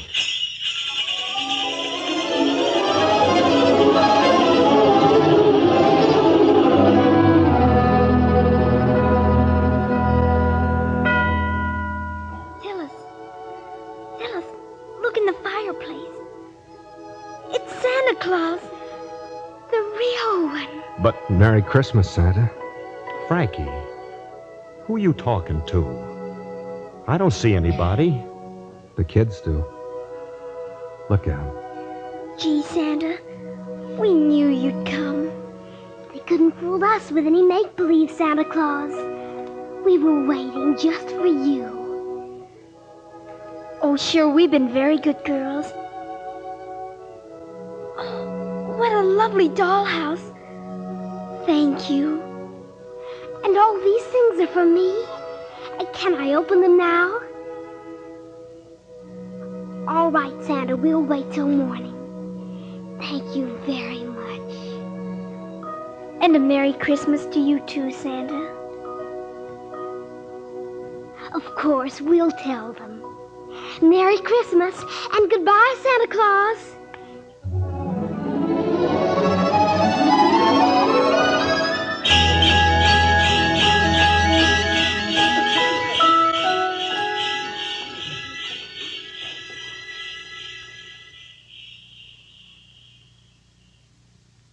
I told you he'd show up, Curly.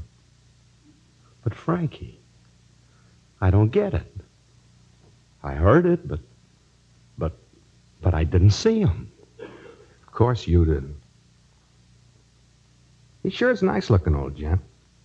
Alice, did you see him? I'm not sure, Phil. I almost thought I saw him standing by the fireplace. But Alice, how could it be? If he was standing there by Phil, what are you staring at? the mantel. Alice. The milk and cookies. They're gone. The first Noel, the angels did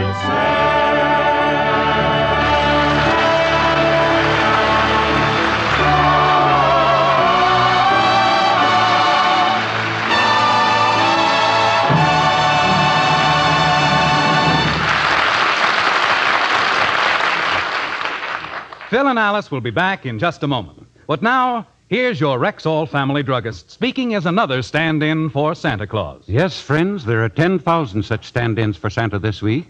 10,000 independent Rexall druggists who are ready, willing, and able to take the rush and worry out of your last-minute Christmas shopping. You see, we've seen to it that our stores are filled with beautiful, distinctive, sure-to-please gifts. For the home, for the children, for the entire family. Gifts it's a pleasure to choose, economical to buy. So look for the store with the orange and blue Rexall sign in the window. This week, it's headquarters for quick, easy, last-minute Christmas shopping. Merry Christmas to all from Rexall.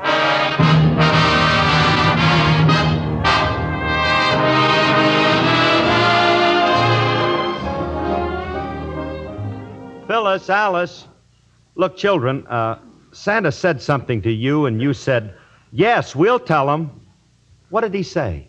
He told us to be sure and wish you and Mommy a Merry Christmas. Now, wasn't that sweet of him? Now, girls, you're all tucked in, you've seen Santa, and you have everything you want. So go right to sleep.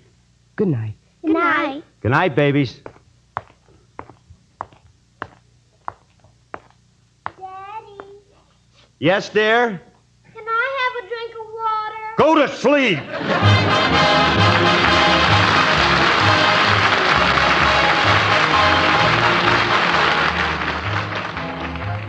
Ladies and gentlemen, this is Phil Harris. The Rexall Drug Company, Alice and I, and our entire cast want to thank you so much for listening to our show and wish you the best Christmas you've ever had. And a Merry Christmas, folks. And our grateful thanks to our pal, Jack Benny, for being with us. Thank you, Jackson. Good night, The Christmas everybody. seals you buy once a year will help protect you from tuberculosis all the year. Use Christmas seals generously. This is Bill Foreman wishing good health to all from Rexall. This is NBC, the national broadcasting company.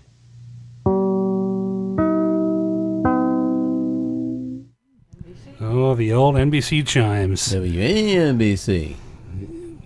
Oh, okay. Thank you, Bob Dylan. No, I always think of the Howard Stern Private Parts movie where they tried to tell him how another DJ said WNBC. Oh, it was a all right. hilarious scene. National Biscuit Corporation.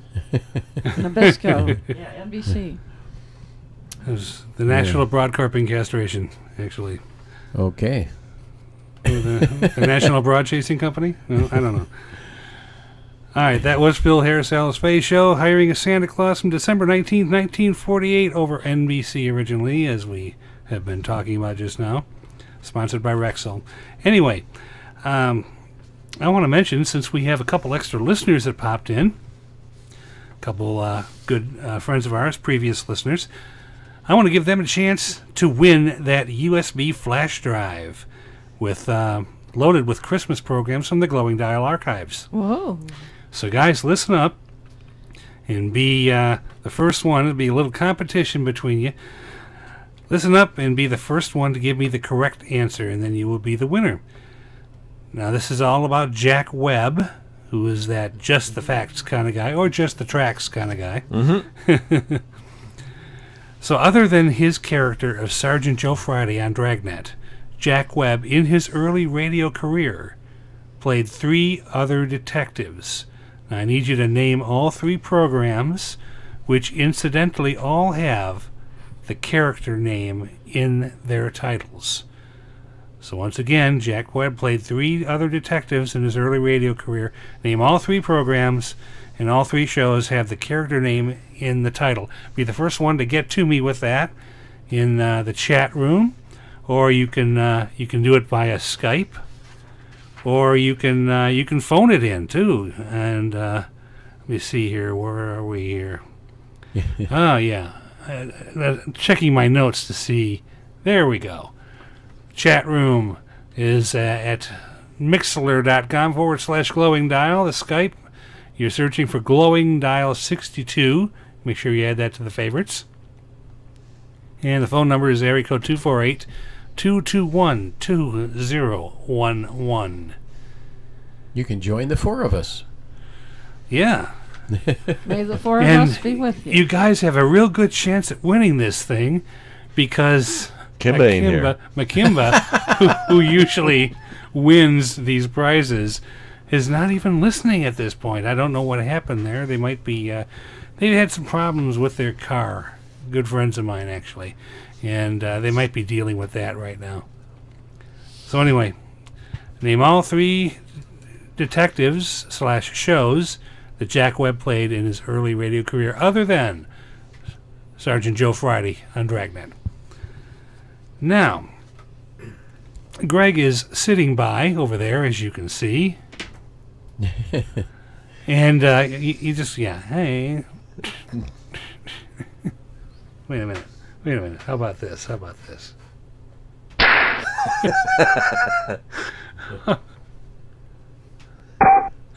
Timing is hard to do through. Timing is everything. Around here, it isn't anything. How about all 3?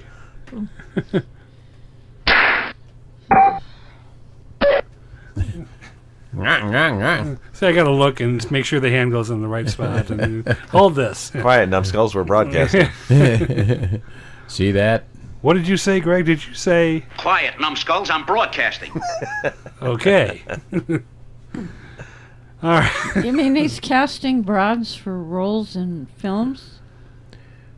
Yeah, and some dames too, and some tomatoes. Yeah. We had we have a thing at the, where I work at the college I work at. It's a program called it's called Students Abroad.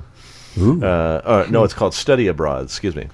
And of course, it's about studying over in another country. Yeah. Well, me being the person that I am, yeah, that's right. I went to one of the boards and I spaced out abroad. Well, board and broad are spelled with the same letters. You just got to be a little dyslexic to read it the other way. Yeah, but there's a difference between study abroad and study abroad. Abroad, yes. Right. I like doing both, actually. So. Yeah, why not? Yeah. Maybe at the same time. Maybe. Well, Greg's got some celebrity birthdays for September. I wish it was September. No, I'm glad it isn't September. Come to think of it. December. Yeah, that's when it like Detroit. That's when it turned cold in this area. December in Detroit. Yes, December 17th, 2017. Greg has some, and I'm trying to hold back a cough here. So, Greg, take it away. All right. So for December 17th, we have actor Rudolph Anders. He played Dr. Van Meter in Space Patrol. We also have the conductor Arthur Fiedler of the Boston Pops Orchestra. I know that one. Mm-hmm. And we also have House Jameson. He was an actor, played Sam Aldrich in Aldrich Family, and Inspector Douglas Renfrew in Renfrew of the Mounted. Who else do we got here? Oh, we also have Erskine Caldwell. He was a playwright for Information Please and Short Story. We have Spade Cooley. He was a Western singer from writers of The Purple Sage and the Spade Cooley Show. Richard Long. Here's somebody a little more closer to my history. You might remember him. He played on Nanny and the Professor. He was also on The Twilight Zone on TV. He did a movie called House on Haunted Hill. I definitely remember that one from the early 70s. Yeah. But he was also on radio in the Lux Radio Theater. and Proudly We Hail. And finally, we have Julia Mead, who is an actor from Your Hit Parade and CBS Radio Mystery Theater. And that's the mystery. That's the mystery. That's the birthdays for today. Yeah. All right. Sorry, I was typing there. Yeah, we could hear you. Yeah, clickety click, clickety click, clickety click. Glad we didn't have my keyboard though. Clickety Really click, clickety clap. Easter's on its way. Where that came from at all? Hippity hop. Easter's on its way. Well, we got thinking ahead. Yeah, we got someone haven't out even gotten there past Christmas yet. So. We got someone out there who is really, really close to winning this. This here. He's named 3 shows. 2 of them are correct, at least as far as what we have here. If he comes up with the other one, I'm going to give him a little time to see if he comes up with the other one. And if not, maybe we'll even award the prize anyway because he's really close. He's got got 2 of the 3 that we're talking about here. And technically, he's in another category. Yeah. So for the other one, yeah. Mm-hmm. And what I was we kind of mentioned the other one anyway. One of the third one that he mentioned here, we've already talked about. Well, what I found interesting is that Jack Webb was also married 4 different times. In 1947, he married Julie London, and they were married till 1954. Then a year later, he married Dorothy Towne. Mm-hmm. And just a couple years on that one. And then in 58, he married Jackie Lowry. Oh, the year I was born. Yep. And that lasted until 1964. And then there was a bit of a drought. But in 1980, he married Opal Wright. Like 1980. He was born in 1920. So he's like my age when he married Opal Wright. Now, the only name of those 4 ladies that I know is Julie London, but that's because some of the music I do is jazz, and Julie London is a well-known jazz singer. Right. I seem to remember... and Dixie McCall on Emergency. Yeah, I seem to remember Jackie Lowry. But getting back to our contest, if you go into film, there were a couple of films that had the person's name in it. The one was we already mentioned the soundtrack, Pete Kelly's Blues. Right. That was a name of the person. Of course, I don't know if it was a detective. I kind of figured that. I think that he was a cornet player in the orchestra or the band, and he more or less found himself in these different stories. I don't know how much of a detective he played as much. Well, in that one he played the lead character. It's Pete Kelly. Right. He also directed and produced it, and I noticed that happens a lot too, because in his television career, of course, not only did he play Joe Friday in Dragnet, but it says here he was also producer for 10 episodes of the old Heck Ramsey from 72 to 74. I remember that. I'm like, oh yeah. He also wrote 174 episodes of Adam 12. Because, he doesn't have any experience with police work. That would explain a lot. Jack Webb was in love with the uniform. Yeah. Which is why all of his shows had, uniformed people of some kind, even the lesser-known Project UFO. Well, and plus the way the characters on Adam 12 behaved, the main characters, I could see how Webb would have been involved in that. Oh, yeah. Because they were kind of, dry, Project UFO the same way, too, at least the first season.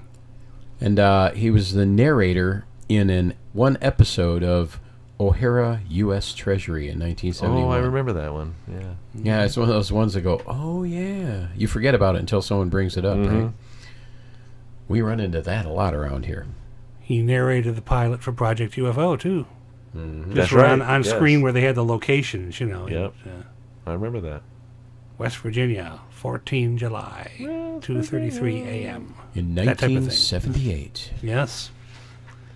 I loved that show, and I still kind of have a spot for it because I was at the height of my fascination with UFOs, flying saucers, all what have you. Close Encounters had come out, and I heard Dr. J. Allen Hynek talking with J.P. McCarthy on the radio. You know, John, I've seen a real UFO. I have too. I don't know if I ever told you this story, but it was just west of Chelsea, Michigan. Mm-hmm. And Chelsea's about a 12-minute drive west of Ann Arbor, Michigan. And so I was driving west of Chelsea on a rural road, not too rural, driving towards a community called Kavanaugh Lake, and Sylvan Township is just west of Chelsea. And the famous actor Jeff Daniels lives on Kavanaugh Lake. Everybody knows that. Anyways, I was driving, and it was evening. It was dark, okay? And I was driving in an area where there's this swamp. Just a little bit before you actually Isn't get that where they always turn up? Right. It's always Kavanaugh. Well, swamp gas. I saw what looked like some type of a spacecraft with lights, a lot of light, very bright lights, and I saw it come down from the sky and land in the swamp, and I just tucked it away in my brain thinking, oh, that's kind of strange, isn't it? But about a year and a half later, I saw an article in the local Chelsea newspaper, and it had mentioned that there was this unexplained landing in the swamp west of Chelsea of a UFO, and that other people had actually seen it, but nobody ever figured out what it was because I don't think anyone wanted to walk into the swamp. But other people I can't understand why. They had seen this spacecraft with very bright lights land in the swamp. I did too, and I drove kind of by it. But by the time I got to it, it was a lot of the lights were blocked out by heavy wooded trees area. But I had seen that. That's the only UFO I've ever seen that I would call a UFO. I've seen like college students fly these strange contraptions, with lights and whatever. They make things up. Drones? Drones, whatever. That's different. This was a major craft. It was huge. It was bigger than an airplane. It was. I mean, it wasn't tremendously bigger than an airplane. It was bigger than a 747. It was taller. It was wider. It had very bright lights. It was extremely bright. Yeah, I've always been. I thought at the time I was imagining something until I read later that other people had sighted it, but nobody said. I don't know if anybody said anything. Nobody went to measure it or investigate it or. Yeah. Well, I've always been skeptical of reports by non-professionals or what have you, only because what's unidentified to you and I might not be unidentified to an air traffic controller or the local military base. It might have been. There is a military base not too far away from this place. Yeah, that's the other thing. It would be about 8 miles bases. away. Yeah. There was a military base about 8 miles away. It was south. It would have been southwest of this location. So you don't know what they're doing over in those military bases, and if they're creating some kind of aircrafts that we've otherwise never seen. But all I know is what I saw, and it was some kind of an aircraft. It was very large. Very large. Mine, I think, probably would be classified as a weather balloon. It was totally round on a very windy day, and my memory says that it was going against the wind. That could be wrong. Against the wind. But it was just kind of a dark... That's where my head went to. It was floating against the wind. Dark orangish brown in color. We were out in the park here flying kites. And this thing just took a straight line over my head and disappeared into some clouds, but I saw no package hanging from beneath it like instruments that would be on a weather balloon. It was just a totally Maybe it didn't round, want you to see its package. It was a totally round ball, and I knew you'd go there, Greg. I was making more teeth marks in my tongue. Ouch. I got a kitten that'll... Never mind. It'll do that for you. Yeah. Anyway, folks, we have a winner of the trivia contest. Yay! Kite Flyer Mike is the winner. Woo! The 3 shows which have the character names in them that Jack Webb did in his early radio career, amongst other things, were Johnny Madero, Pier 23, Jeff Reagan, Investigator, and Pat Novak for Hire.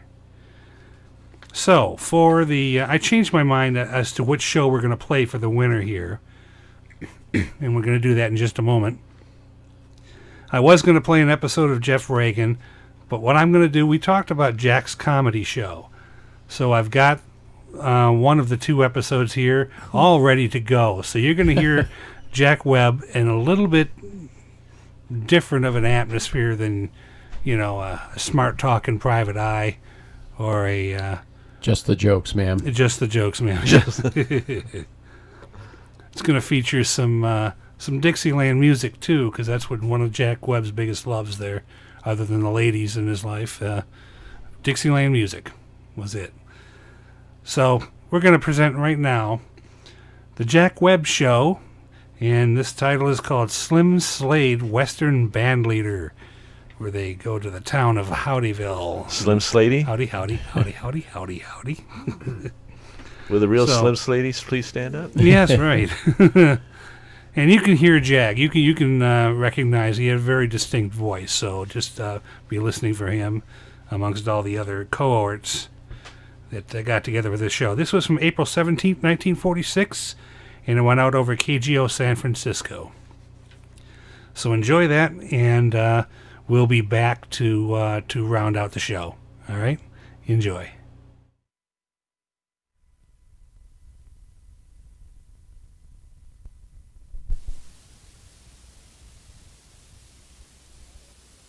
The following is transcribed.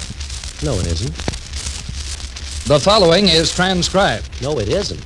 Oh, yes, it is. It is not. Yes, it is. It is not. It is, too. It is not. It is. It isn't. Yes. No. Yes. No. Yes. The following is not transcribed. This week, the Major League Baseball season opened. In keeping with this, the American Broadcasting Company brings you the first foul ball of the season. It's the Jack Webb Show in its 5th consecutive strikeout. Nothing new has been added. The Ragged will play tonight, but without their director, Phil Bavero, who only confused the men anyway. That spiritual singer, Clancy Hayes, of the firm of Haig and Hayes, will conduct his usual contest with the orchestra. She's young, she's pretty, she sings. That's 3 runs for our side, vocalist Nora McNamara. John Galbraith, an Oakland boy, and the only argument we can think of against the Bay Bridge, will play rats and second lieutenants and spooky people, and, oh yes, a wonderful gal with a wonderful voice has made a terrible mistake tonight. Midge Williams has agreed to set her career back 10 years with a guest appearance on the Jack Webb Show. My name is Jordan, and I'm going to find a nice, quiet room until this thing blows over. Why don't you do the same?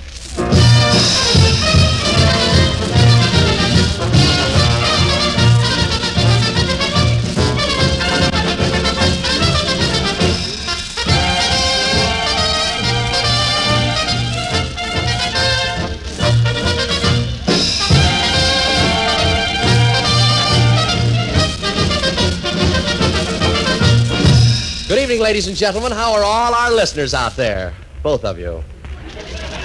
John Galbraith, put your glasses on so you can find the microphone and come on over here, will you? Oh, Jack, my, boy, that's certainly a healthy crop of freckles you've picked up in the San Francisco sunshine. What do you mean, freckles? Those are the holes in the microphone. Put them on, will you? Yeah. Yeah, but of course, how stupid of me, Jack. Your head doesn't say ABC on it, does it? Neither do yours, John. Don't we have a grand studio audience here tonight, John? Do you know who these boys are? Who are the girls? Finally got the... Oh, you finally got those glasses on, huh, John? Well, these men are 200 Army patients from Letterman General Hospital here in San Francisco. And most of them have only been in this country 4 days, some of them even 1 day. Jack, who are the girls? I think we ought to have some ruffles and flourishes for the generals here tonight. Who are the girls? Welcome home, generals.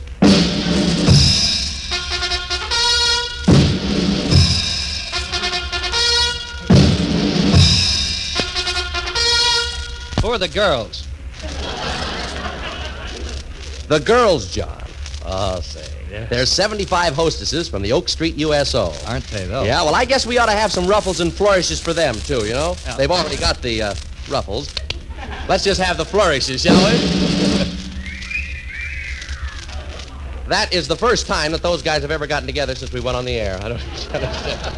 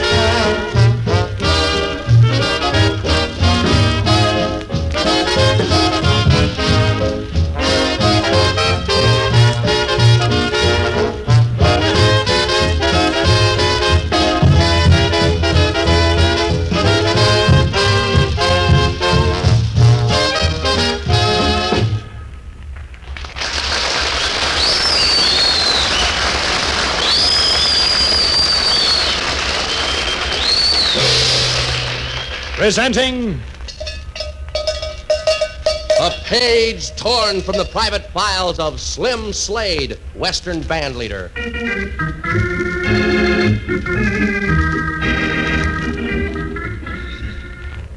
We return to the little western town of Howdyville, where a group of citizens are talking. Howdyville, nobody quite knows how it got its name. Slim Slade, just a poor old cowpoke out on the plains of Howdyville. Hey, Slim, what you doing out there? Oh, just poking around the cows. Well, come on over here. Got a letter for you with a city writing on it. Letter with city writing, Didn't know nobody I knowed could write. Don't make no difference, though. I can't read. Well, you don't have to, Slim. I done read it. Oh, what do it say? Oh, it don't say nothing, Slim. It's just a letter. Well, I don't mean talk say, I mean read say. Well, why don't you talk, say what you mean say? Yeah. It's from your brother. Oh, that's slick. That's right. It's signed Slick Slade. Wait a minute. Wait just a minute, I'm gonna get the boys. Hey, weasel, fox, and snake. Sounds like a zoo, don't it? Come on over here, boys. Hey, anybody seen Enchilada Gomez? See, Slade, I'm over here taking a little fiesta. That's siesta. See. Come on over here, boys. Well, howdy, Slim. Howdy. Howdy. Say, I got a letter from my brother in Hawaii. Slim, I believe that's pronounced Hawaii. Oh, yeah. I never was much good in them European names. Well, go ahead, Weasel. Here's the letter. Yeah, Weasel, what do it say? Why, don't say nothing, Slim. It's just a letter. Well, I don't mean talk say, I mean read say. Why don't you talk say what you mean say? It's from your brother. Daggone, I know that. Well, the letter says... I thought you... Quiet, Slim.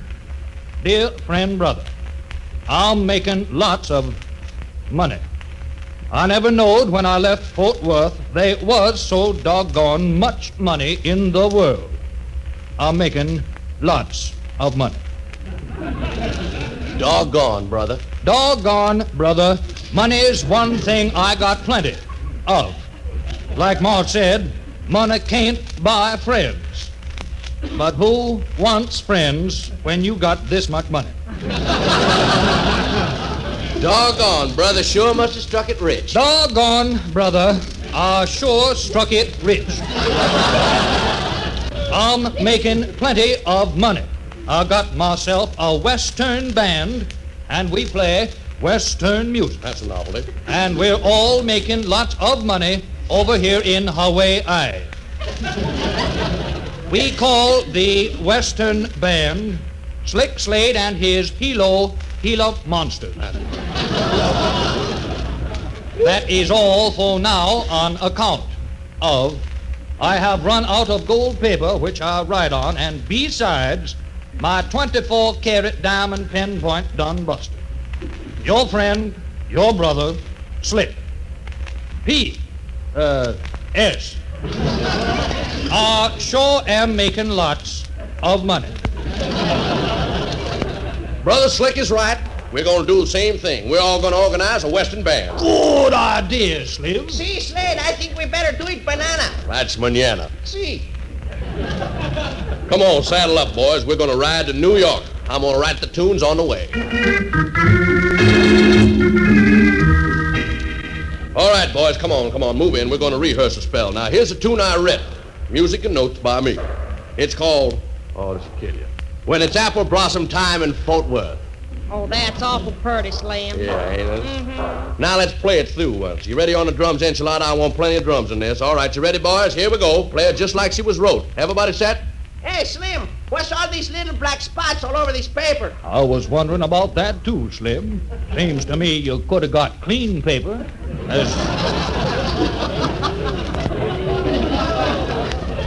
Well, you know, as long as you was a-paying for it. Them's notes. Them's what you play. Oh, excuse me. Yeah, now, come on. Here we go. I'm going to count 3. Are you ready? Put her in half. I'll stomp my foot 3 times. Get set now. It's going to come fast. You got to be ready. Let's play it just like she was wrote. Don't leave nothing out. It's all good. If you get lost, keep it going. Don't go straggling all over this song like a dogie. Come on, relax. Tighten up. Smile, frown, because you're going to enjoy this one. Steady in the saddle. I'm a-counting. 1, 2. Hold it, boys. I better tell you. We're going to start this number on 3. You got that, boys, or you want to write it down? Here we go. 1, 2. Hold it. I guess I better announce our name just like we're going to do it uptown. Presenting Slim Slade and his makes you want to dance when they're playing a hoedown and just sit down and cry when they're playing a sad one. Western Band. You think that name's too long? Well, all right, here we go. Real down-to-earth music right out of the dirt. Put her in half. Well, let's go. 1, 2, hit it. No, I forgot I was supposed to say the number 3.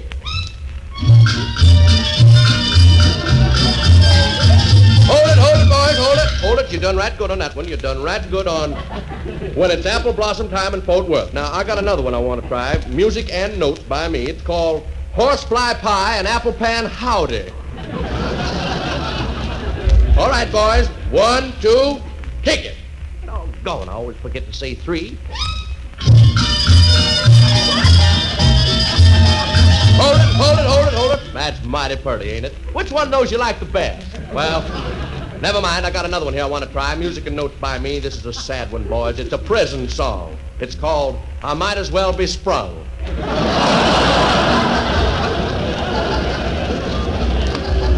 Okay, let's do her. 1, 2, take her. Now, why didn't I say 3?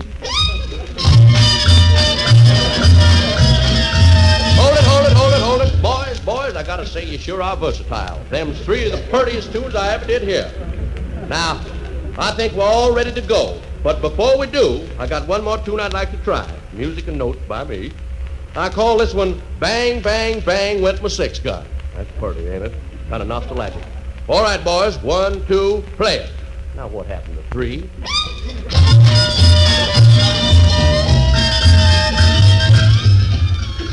Slim Slade and his Western Band. First, it's the Pennsylvania Roof. Then the Wedgwood Room of the Waldorf. Carnegie Hall, millions of phonograph records, radio coast to coast. Yes, Slim Slade and his band had arrived on the musical scene. And then, one day, disaster. Boys, I got sad news. They tied the can to us. We're through. We've been fired plumb out of New York. Oh, what's the trouble, Slim? Well, the manager of that there radio station told me tonight that we wasn't versatile enough. Said all our tunes sounded alike. I don't know how he figured that. We got 47 tunes. All of them got different names. Music and notes by me. Come on, boys, pick up your instruments. Let's play a couple of them numbers and see what that fella's talking about. All right, the Go Down, Hold Down. That's good. Hey, wait a minute. Hold it just a minute. Them drums ain't quite loud enough, Enchilada. A little of that melody sneaked through in one play. Okay, more drums this time, and let's hear the Gila Monster Waltz.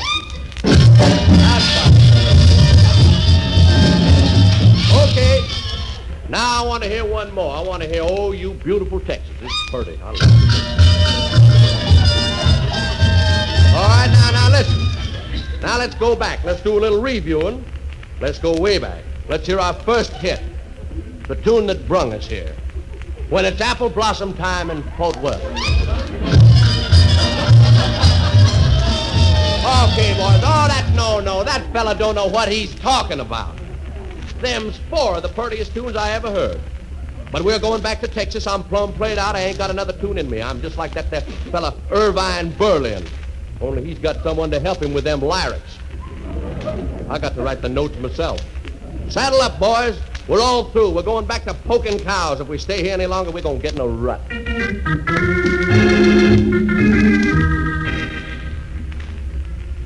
Sure is good being back in Texas, ain't it? Yeah, I don't miss that Pennsylvania roof none. Fella by the name of Benny Goodman done moved in after us. Who's he? Oh, here comes Slim now. Well, howdy, Slim Slim. Howdy. Saddle up, boys. We're going back to New York. I done it again. We got it this time. I wrote a new tune. Music and notes by me, boys. Get this. This is going to be a snapper, this title. It's called When It's Apple Blossom Time in Corpus Christi.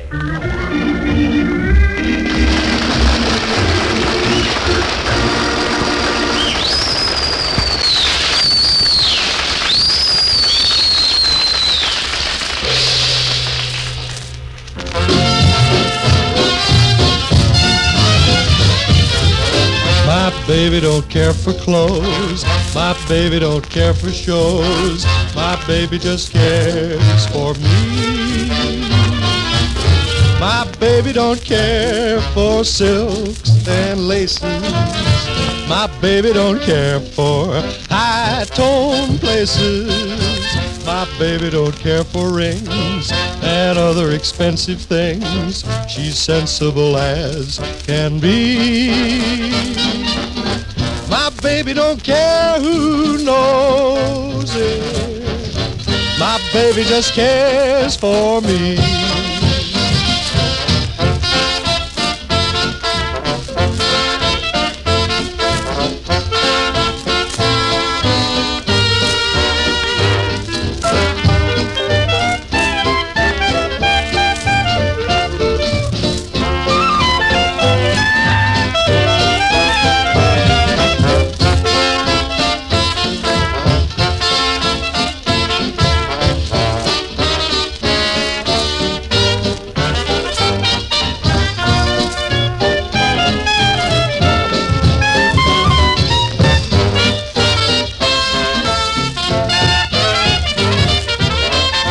Baby don't care for clothes. My baby don't care for shows.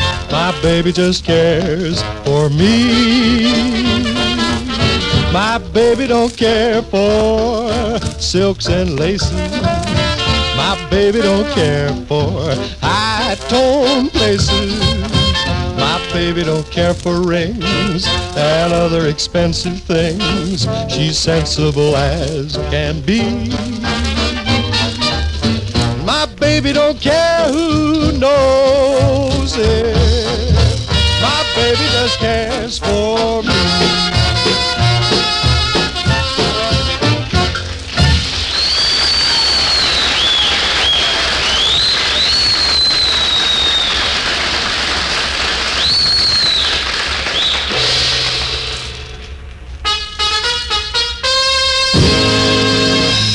Inside Hollywood.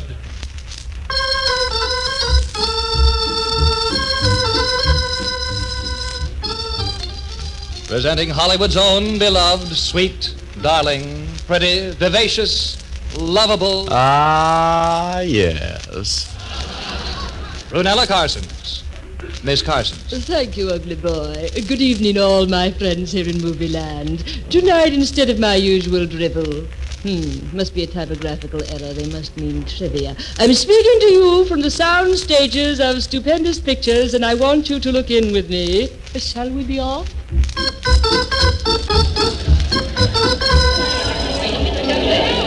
Quiet! Quiet on the set! Quiet! Somebody's still breathing. Where's my assistant director, Rodney Reel? Oh, yes, sir. Did you want me, sir?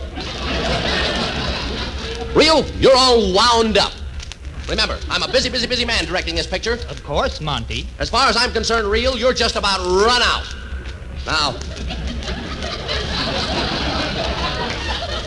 Now, what did I tell you to call me on the set? You mean what the extras call you? No, not that. Oh. You know. Yes. Montague Close-Up Muldoon, Director Supreme of Stupendous Pictures, Incorporated.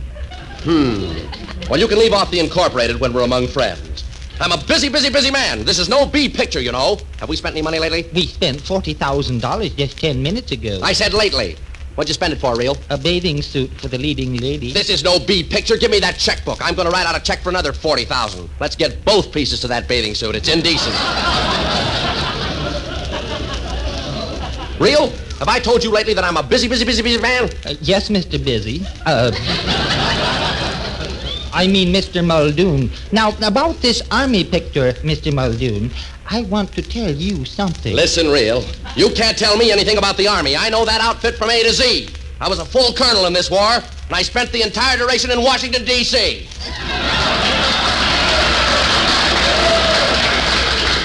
Now, what about that desert scene? Well, we're having difficulty finding a desert big enough to hold 2,000 troop transports. Now, listen, if MacArthur could afford to use 1,000 troop transports, Stupendous Pictures can afford to use 2,000. But there's no desert big enough. Well, I told you to buy Death Valley. If you don't hurry, they'll start a housing project out there. Real, you slipped your spool for the last time with me. I'm taking over the entire production of this picture personally. I promised the Secretary of War that this Army picture would be ready 3 days ago. I'll keep that promise. Yes, Mr. Muldoon. Have you got that explosion scene ready? Yes, sir. Well.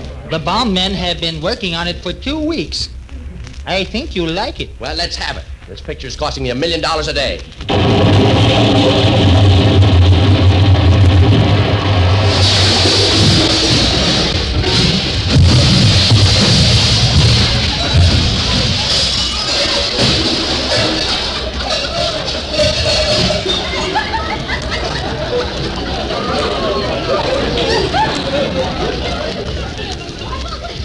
It's not long enough. Do it again. Well, I'm off for the desert. Forgot my checkbook.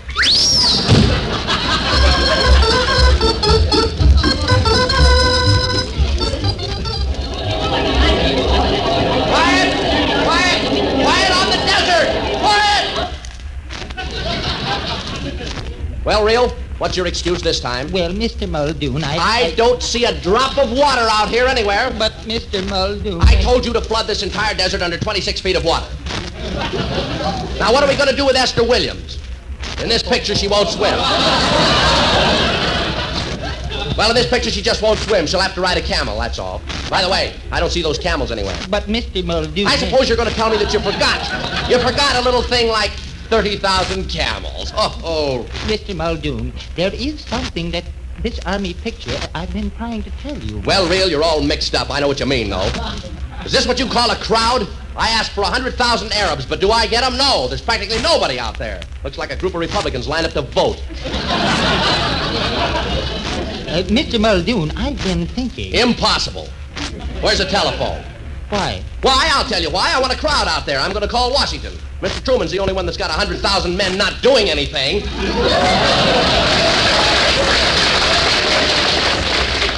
Well, Mr. Muldoon, there's no telephone way out here in the desert. No, who said so? When Muldoon wants a telephone, Muldoon gets a telephone. Why, there's probably one hanging right here on this banana tree. By the way, Real, where are those banana trees? Well, never mind. You got a nickel? Here you are, Mr. Muldoon. 5 cents. Well, this picture's costing us a lot of money. Hello. What number did I dial? Well, how should I know what number I dialed? I'm a busy man. Give me the White House. No, I won't wait. I want the White House. I'm a busy man. Hello, White House? I want to talk to you know who. Is he busy?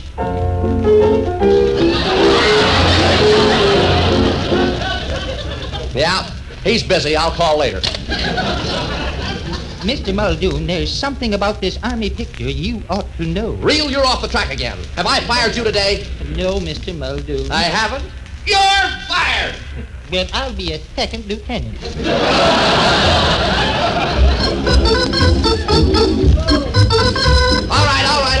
places, everybody. Hurry up, hurry up. Is it going to take all day for 300,000 people to get set?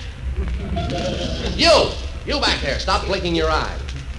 Now, when I give the signal, all 300,000 of you Arabs run out to that clearing in the desert. Now, the Army planes, wait a minute. Yeah, they're up there circling around. All right. At a signal from me, they'll swoop down and strafe you. They're using real bullets, so be careful.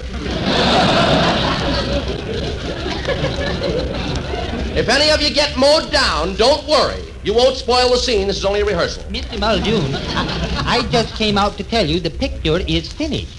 It is? Well, that's fine. All you Arabs out there, you can all go home. This Army picture is finished. There's only one thing wrong, Mr. Muldoon. Well, what's that, real? What I've been trying to tell you all along. This picture was not ordered by the Secretary of War. It wasn't? No.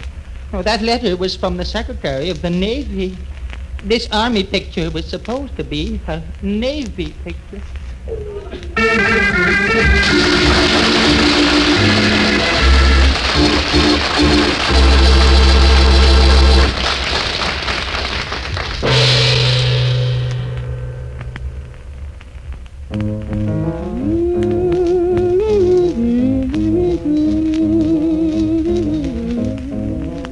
It's the blues. It's Midge Williams. Out on a plane down near Santa Fe, I met a cowboy riding the range one day, and as he jumped along, I heard him singing the most peculiar cowboy song. It was a ditty he learned in the city. Come to ay-yi, come to yippee-yi, why get along? Get hip, little doggy, get along. Better be on your way, get along. Get hip, little doggy, and he trucked him on down the old fairway, singing his cow-cow boogie in the strangest way. Come to ay-yi, come to yippee-yi, singing his cowboy song. He's just too much. He's got a knockout western accent with a Harlem touch. He was raised on local weed. He's what you call a swing half-breed, singing his cow-cow boogie in the strangest way. Come at the ay-yi, come at the yippee-yi, why get along? Get hip, little doggy, get along. Better be on your way, get along. Get hip, little doggy, and he trucked him on down the old fairway, singing his cow-cow boogie in the strangest way. Come at the ay-yi, come at the yippee-yi, singing his cowboy song. He's just too much. He's got a knockout western accent with that Harlem touch. He was raised on local weed.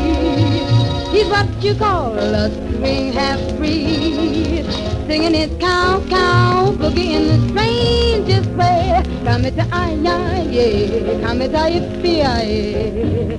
Yip, yip, yip, yip, come at the ay-yi, yippee-yi.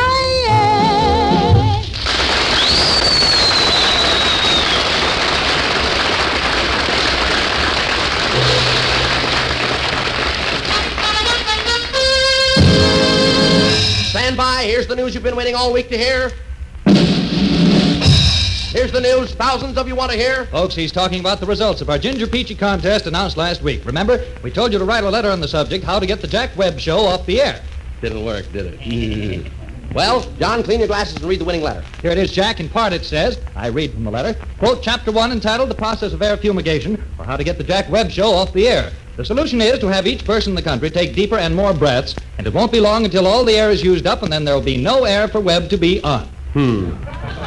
How silly. And it's signed Betty Ford, Pyramid Court, Sparks, Nevada. Congratulations, Miss Ford. I hate you, Miss Ford. But enough of these pats in the back for Miss Ford. She wants to know what she's won. By the way, what did she win? Oh, boy, she won, and how what she won. Well, what did she win? Well, if Nora McNamara will just put that geometry book away for a minute and come up here. John, you don't mean we're giving Nora away? No, Webb, no. Nora has the prize. And here it is. My, look at that thing, a king-size egg. Isn't that beautiful? What is that, John? It's a genuine ostrich egg laid fresh this morning from the California Ostrich Farm in Southern California. Yes, friends, this is a Hollywood egg.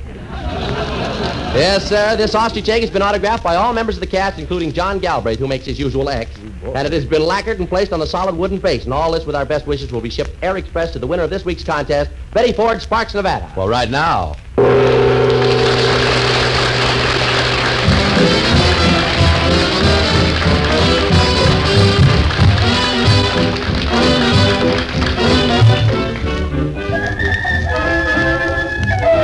Tonight's egg was laid by the Ragged Clancy Hayes sings the case against us with a vocal.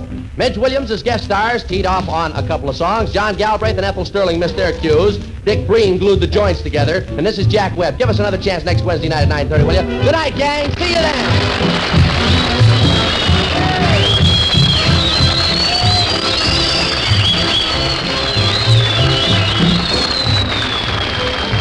This is ABC, the American Broadcasting Company.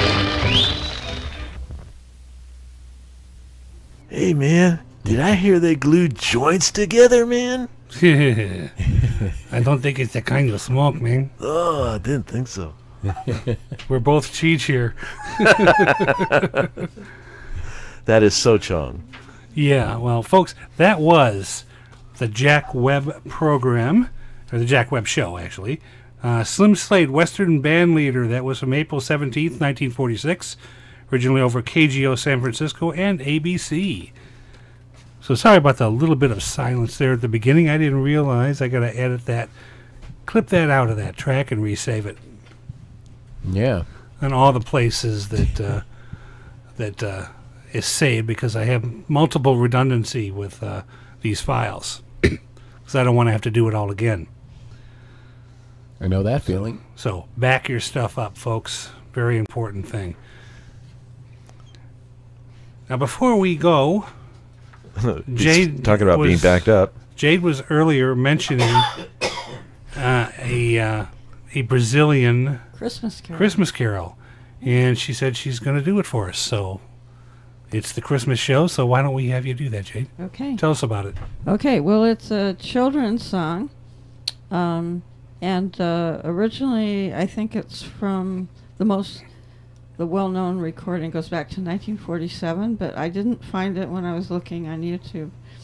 But I found several versions, and one famous one was from the 1980s, where there was a priest who came and sang it on a Brazilian TV show for the children. There's many, many versions recorded in the last 20 years by children's choirs. And there's even some TV commercials for banks and whatever that use this tune. And it basically, the title is O Natal Existe, which means Christmas exists. And I'm going to I'm going to sing it in Brazilian Portuguese, but I'm going to try and explain what it means. It basically says, I want to see that you don't cry, and that you don't have any regrets, and that love conquers all, but if you find that somehow pain is brought about in your experience, that you resist it and smile anyway. And if you can be like that, you're going to become an example for me, and I will become a believer that Christmas exists, that nobody is sad, and in the world there is plenty of love always. And therefore, Merry Christmas, and may much love and peace be yours. So, I'm going to sing it. Quero ver você não chorar, não olhar para trás, nem se arrepender do que faz.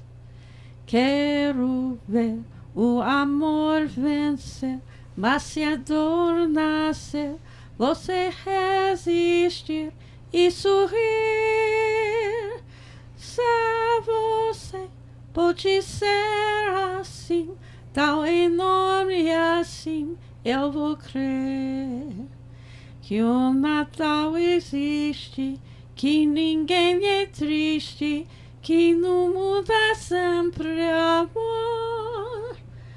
Bom Natal, feliz Natal, muito amor e paz para vocês, para vocês.